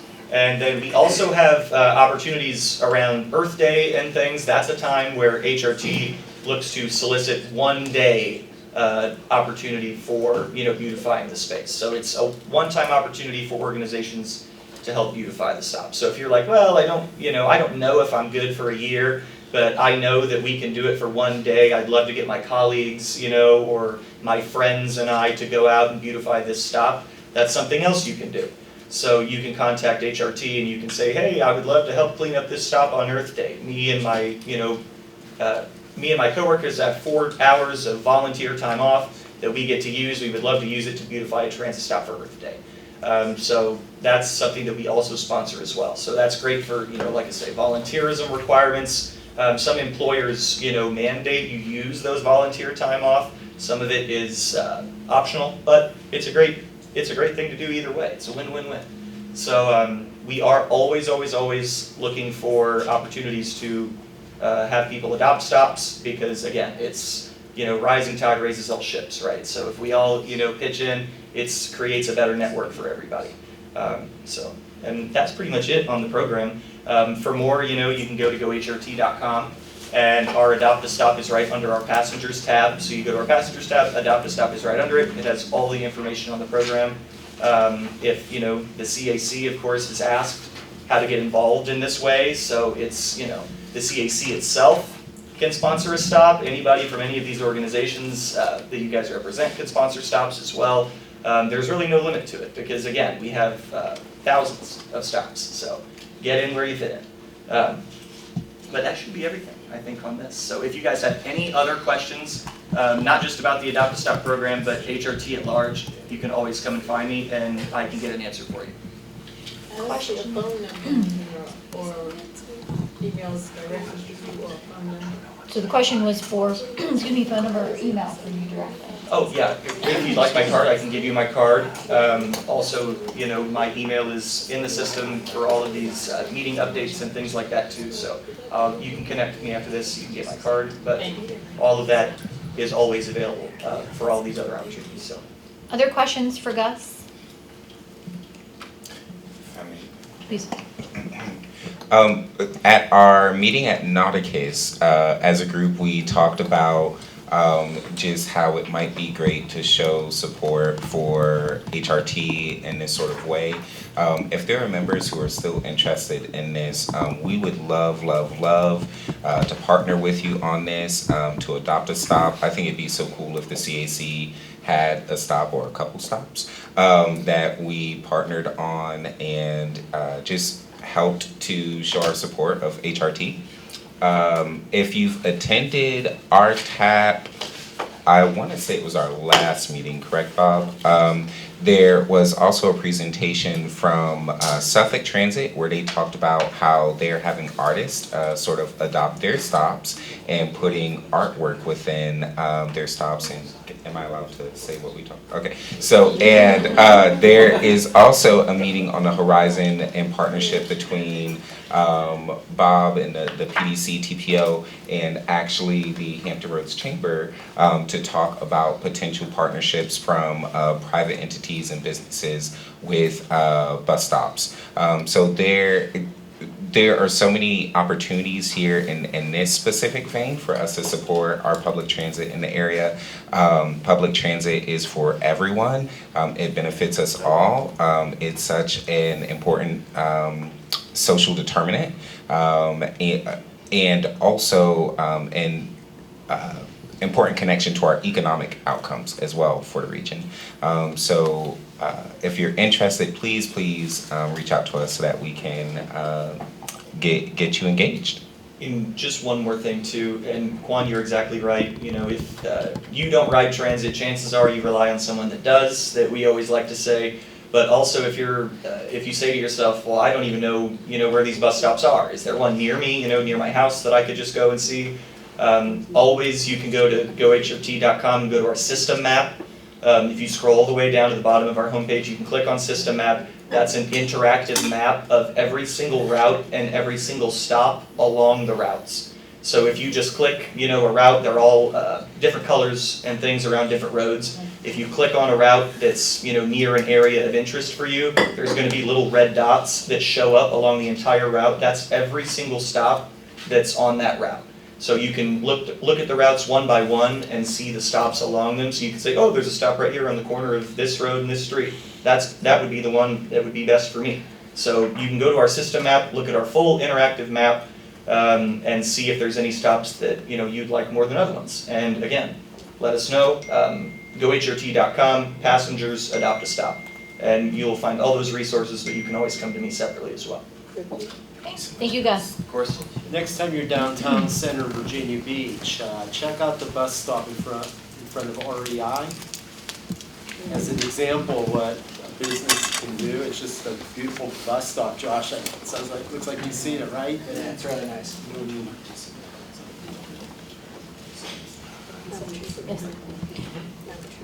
Now? Okay.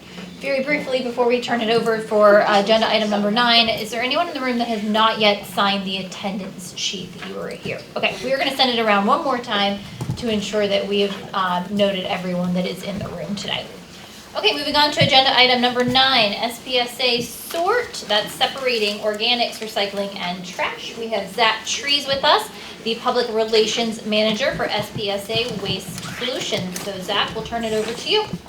Thank you so much for having me. First time in front of the CAC. My name is Zach. I work for CIPSA. Our new solution is CIPSA Sort. I'm going to give you a little deep dive into that. And Bob, to answer your question about why Hampton Roads, I think it's efforts like this, regionalism coming together.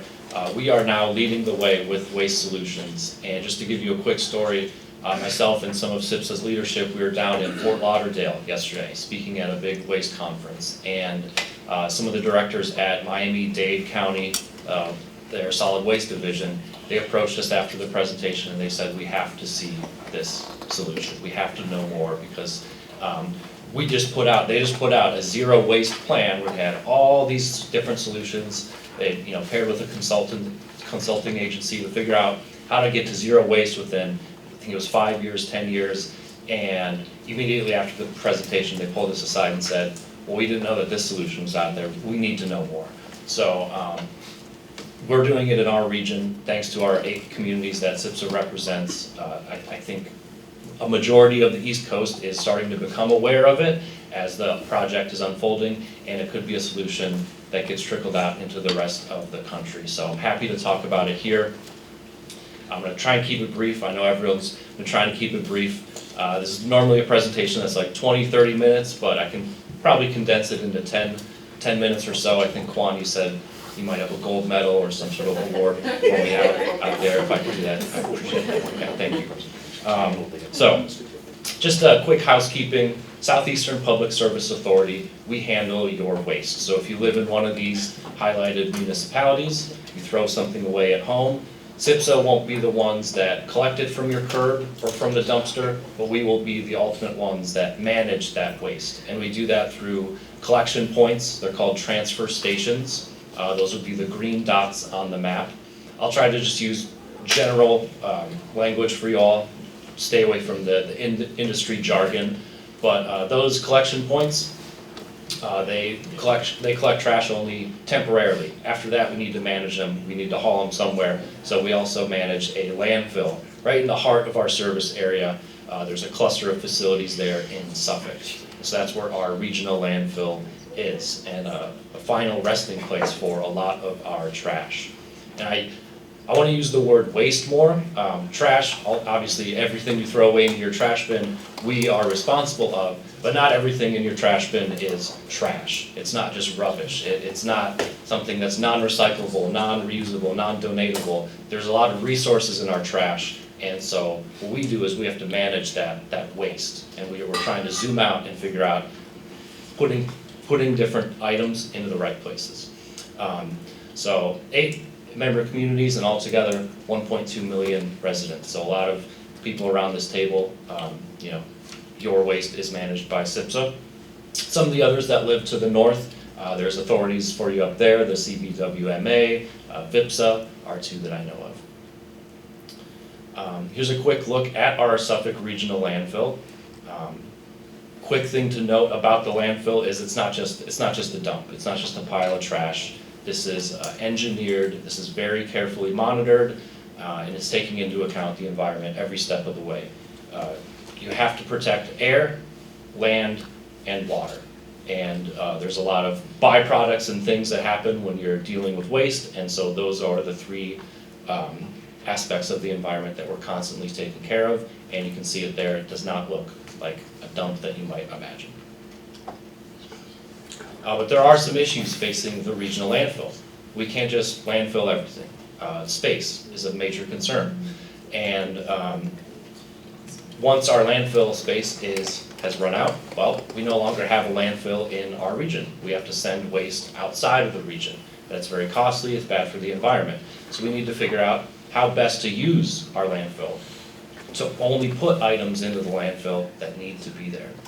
We did a waste study trying to figure out what's all in our waste, and we found out about 70% of what we throw away doesn't need to go to the landfill. So most of what we throw away is made up of recyclable material. It's made up of organic material, so that's like food waste, yard waste. We don't have to landfill these things, and it's costly to manage them because they make so much byproducts when they decompose. So if landfill space is limited and we're filling up our landfill with items that don't need to be there, well, it's not a very long-standing solution. And so we need to do something. And it's not just us, our landfill in our region. Many municipalities and authorities around the country are dealing with the same issue. So our solution is SIPSA SORT. And so that SORT actually stands for separating organics, recycling, and trash. And those are the three huge buckets of what's in our waste. SIPSA SORT recovers this waste after you throw it away. So there's no new bins, no new rules, there's nothing extra you have to do. It's just taking care of that waste in a more responsible way, taking care of what you throw into your trash bin. And so those organics, that food waste, that yard waste, any recyclable material that's in there, those are now pulled out from the waste stream using some sophisticated technology. So the goal is to not send those materials to the landfill. And we're doing this by partnering with a company called AMP, and they're putting AI where it belongs, in the trash. AI is doing all the dirty work. And this isn't the type of AI that causes issues on public utilities. You know, it's not a strain to the water. It's not a strain to electricity. This is a focus. This is not the large language model AI, right? There's not a huge data center. The infrastructure that's required to look at our waste, it's just it's like a typical server rack. Fits into a small closet. Its sole job is just to look at waste and identify what it is, just like you and I could identify a Coca-Cola bottle here, plastic bottle here, diaper there. The AI is just doing that with, it's a vision system. So it's not putting an extra strain on anything, and it's very, very reliable. So it's sorting out those materials, kind of identifying them. The AI is the identifier, and then it's using air jets as kind of hands to separate materials. So just quickly, this is sort of what SIPSA SORT is, I guess, taking into account our waste from your curb to a commodity. So you take trash to your curb, that is your waste, it's residential waste, or placed into a container. At some point, city's probably going to pick it up. At that point, it's going to become municipal waste. It's going to be loaded into a truck, and those trucks are going to go to those collection points. SIPSA's in charge of those, and once that waste hits the floor at those collection points, it's now SIPSA's waste. It's regional waste, and we need to safely manage that waste. So as part of this project, SIPSA SORT, we partner with AMP, and we bring a large portion of that waste to an AMP sorting facility. That waste can come in any form, bagged, unbagged, whatever. Waste is waste. They're going to open up those bags and they're going to see what's inside, right? They're going to see a whole host of recyclable material. Those recyclables will get further separated. They'll get sold and recycled. Organic waste, that is going to be converted into a material called biochar. I'll talk a little bit about that. Just know that right now, biochar, it's a material, it has a use, and it can be sold, and it generates carbon credits. And lastly, there's going to be a portion that we just don't have a use for right now, so I got a picture of a dirty diaper there.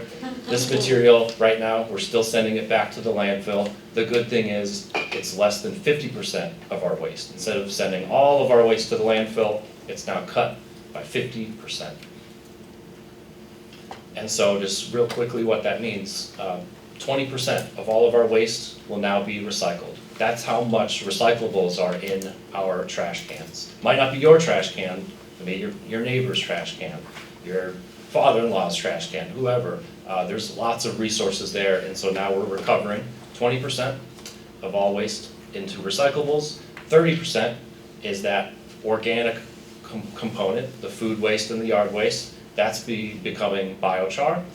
So altogether, 50% of our waste will be kept out of our regional landfill. And what this means is lower long-term costs for our region. It's doubling the life of our regional landfill. And now every resident is becoming a recycler. You no longer need to worry about sorting or participating. If you still want to do that, you still can. But if you don't actively participate in a recycling system, well now you're sort of automatically brought in because we all throw things in the trash. And this is a system that grows with our region. As our waste changes, as our population changes, the system can easily scale. So here's a look at what biochar is. That was once waste, that was once probably very stinky food waste, yard waste. It doesn't have a smell anymore, and it's just pure carbon material. It looks like it's been burned, but the process does not require combustion. It's not burning, it's not producing some sort of off gas. That's trapping that carbon into that stable sort of matter, and by doing so, it's cutting greenhouse gas emissions. But not only that, it has a use. It's an ingredient. It can be added to soil, it can be added to concrete, and those carbon credits that are created because it's cutting greenhouse gases when it's made, well, those can be sold as well. And so this is a key component because 30% of our waste now can be turned into this product. And a huge part of our waste is this organic material. So now we finally have a home for it. So our timeline, we're already hitting the ground running. We're at about 20%, so that timeline on the side there. Right now we have one facility in Victory Boulevard, Portsmouth.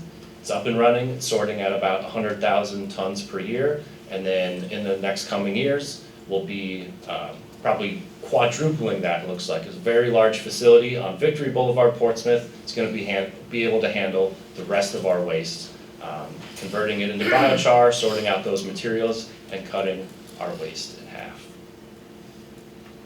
I just have 2 quick slides here. If you want to learn more, follow our monthly updates. This is our public dashboard, our transparency dashboard. So that QR code will take you there.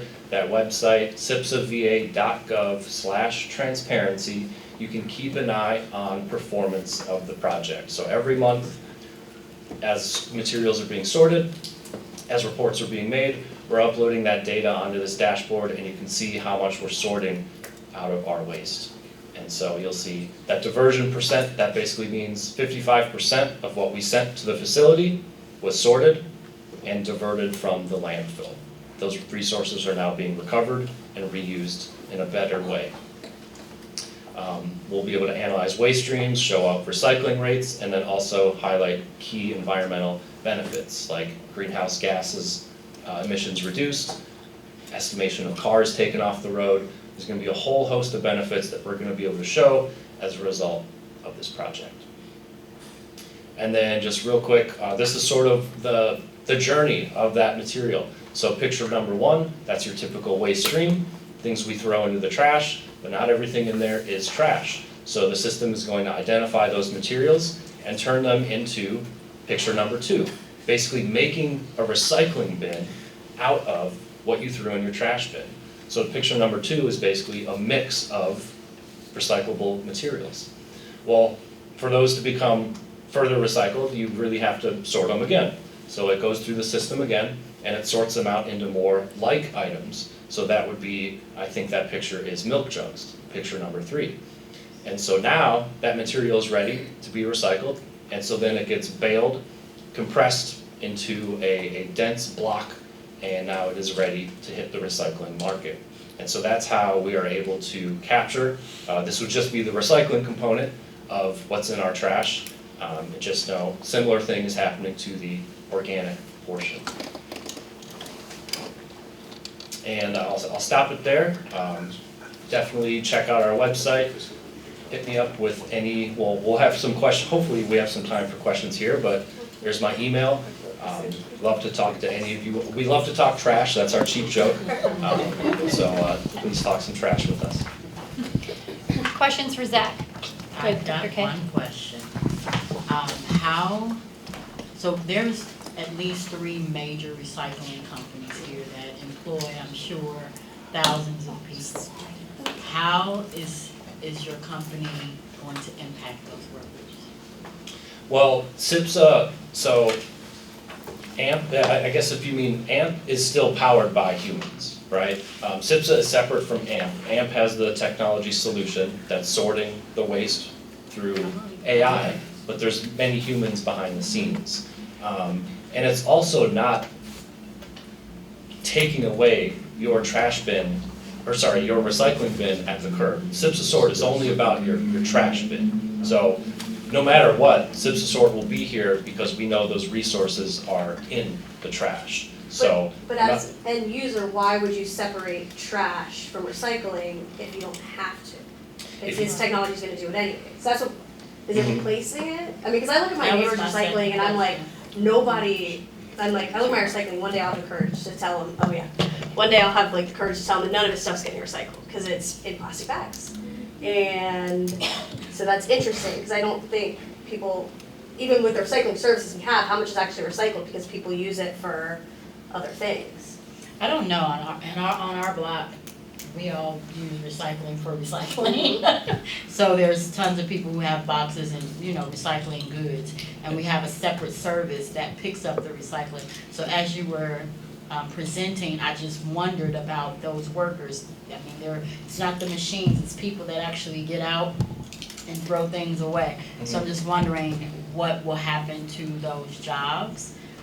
Yeah.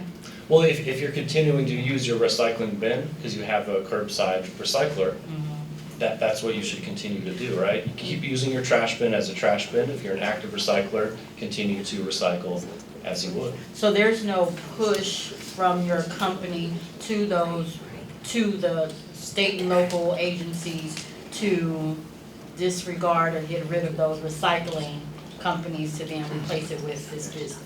Yeah, SIPSA would not be making a decision at your curb. The decisions at your curb would be made by your municipality. That's what I'm, yeah. But every municipality now, with the exception of Norfolk and Virginia Beach, are now doing single cans, right? Only Norfolk, because we just had a presentation the other day about this. Only Norfolk and Virginia Beach still have 2 cans. Like I have a blue can and a black can at my house, okay? So SEPSA, so do you, okay, unless you could go hire another company. Right. So, and what happened here, I used to work in this whole business here, is that China stopped taking a lot of our stuff because it was wet. Everybody was, they don't want wet pizza boxes or a newspaper or something. Now you're telling everybody to put everything into one can that gets everything wet. So how does this encourage recycling if you're making it not recyclable? Unless your whole goal is to just get all this biochar. Is that what the goal is? No, my understanding is that when you say contamination, that's just, so for example, a traditional recycling facility would see a plastic bag as contamination. A plastic bag wouldn't be a contamination in the system because the system can sort more, it's capable of doing more. So your example, I think, was a pizza box or anything. Well, right now, the blue can takes paper, cans, and bottles. I mean, that's what it does. And that's what we've all been learned over here for the last number of decades, to put all that in the blue can, everything else in the black can. Okay, because we don't want to mix the wet stuff, the coffee grounds, with the newspapers. And so the people that want to buy the recyclables, the old newspapers, the old pizza boxes, the cardboard and everything, they just don't want this stuff wet, or they're not going to buy it. So having 2 separate cans does make sense. What you guys are saying is put it all in one can and let it all get mixed together. And AI is going to separate it. AI can't change what's wet and what's not wet, I don't think. Well, I guess the fact is that they're recycling more. If you take a look at that dashboard and continue to follow, we'll post the updates as to what's being recycled, what's being turned into biochar, and then what's going to the landfill. I guess we've never done a tour this big at our facility, but maybe we just need to go in there and see it, because what it's doing is taking that material that we would just think is useless in our trash, and it's converting those materials into resources. For the city of Chesapeake, we no longer separating things when they stop our recycling things, so you just go to the landfill and get stuff and do your thing, right? Say that again with Chesapeake? Chesapeake, we don't separate things anymore. They stopped the recycling bins and stuff for us, but we still have the garbage bins, but they just say put everything in it, so you just get it from them and do your thing, right? Yes, the city will bring it to one of those collection points. We'll send it to AMP, and AMP will reduce it basically by half, take out the recyclables, take out the organics, and then SIPSA will take care of the rest. Yep. Madam Chair. Yes. Quan. Oh, sorry. One final question, Todd. Real quick, so you're saying this is active in Chesapeake since we lost curbside recycling? Yep, it's active across the whole region, it's just at a 20% capacity. So it's at a small scale right now, but it's doing what it's saying it's going to do. So all we need to do is just wait for that second facility to come online. We'll be able to take in more, we're recycling more, and separating organics more. Okay, Quan. Just really quick, thank you so much, Zach. 2 comments really quick. If you're serious about that tour, we would absolutely be intrigued by that. And so maybe you, me, and Lauren and Malia could connect offline to talk. Yeah, we'll have to figure out, again, we've never done this big of a group, but if we figure out a smart way to we'll figure out a smart way to do it. Because if that's the question, if it's just, we need to see it working, then we can make that happen. So thank you so much for that. And then second comment is, if you're not familiar with our Regional Climate Action Plan, there are some tie-ins as far as emissions reductions to sort of innovation solutions like this. But thank you so much, Zach, and we really appreciate you coming to see us today. Thank you so much. Thank you. All right, y'all, I know we are at time here, slightly over, so we are going to skip item number 10 on our agenda. Item number 11 is a few items for your information. We're going to ask you to please read those at your leisure. However, did want to highlight the fact that the HRPDC Commission did approve entering their contract for the Hampton Roads Regional Housing Market assessment. So that outreach sessions will be coming soon. So please look for those and engage with those sessions. Share those sessions back within your communities as well and spread the word on those as well. Item number 12, our tentative 2026 schedule. Our next meeting is October 8th. We will be meeting at Hampton Roads Community Action Program, or HRCAP. And we will be going over several different items, including the Coastal Storm Risk Management Study, flooding and resilience in Hampton Roads. And then we look forward to closing out the year with you all on December 10th. That location is in the works right now. That meeting, though, will also be an outlook for 2027, and it will feature our nomination of officers as well. Item number 13 on the agenda, any old or new business? I'm going to take the chair point of privilege really quickly. I want to congratulate our Bob Crump. He was recently named the Visionary Award winner, actually for the Hampton Roads Chamber's Bravo Awards. It's a very big deal, and it's very well deserved. So Bob, congratulations from all of us.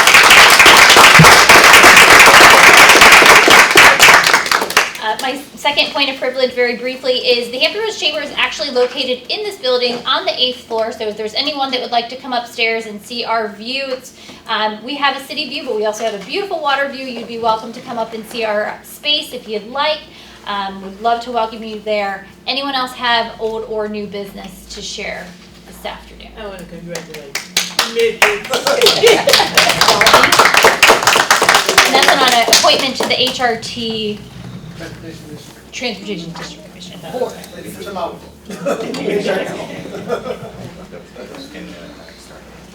Yeah, thank you, Quan. I can't put too many personal plugs in, but thank you, Quan, for letting me do this one. If you've not already checked out the Livability Start in Hampton Roads publication, both Daniel and Quan are featured. Great stories all about the region, and we're excited to have both of them as a part of it. So thank you both. Do I have a motion to adjourn today's meeting? Thank you, Dr. Do I have a second and a third and a fourth? All those in favor that we are out of here? Yay, aye. All right, anyone opposed? Don't think so. There's a ton of catering probably left back there. Please take it so that I don't have to worry about it. Thank you.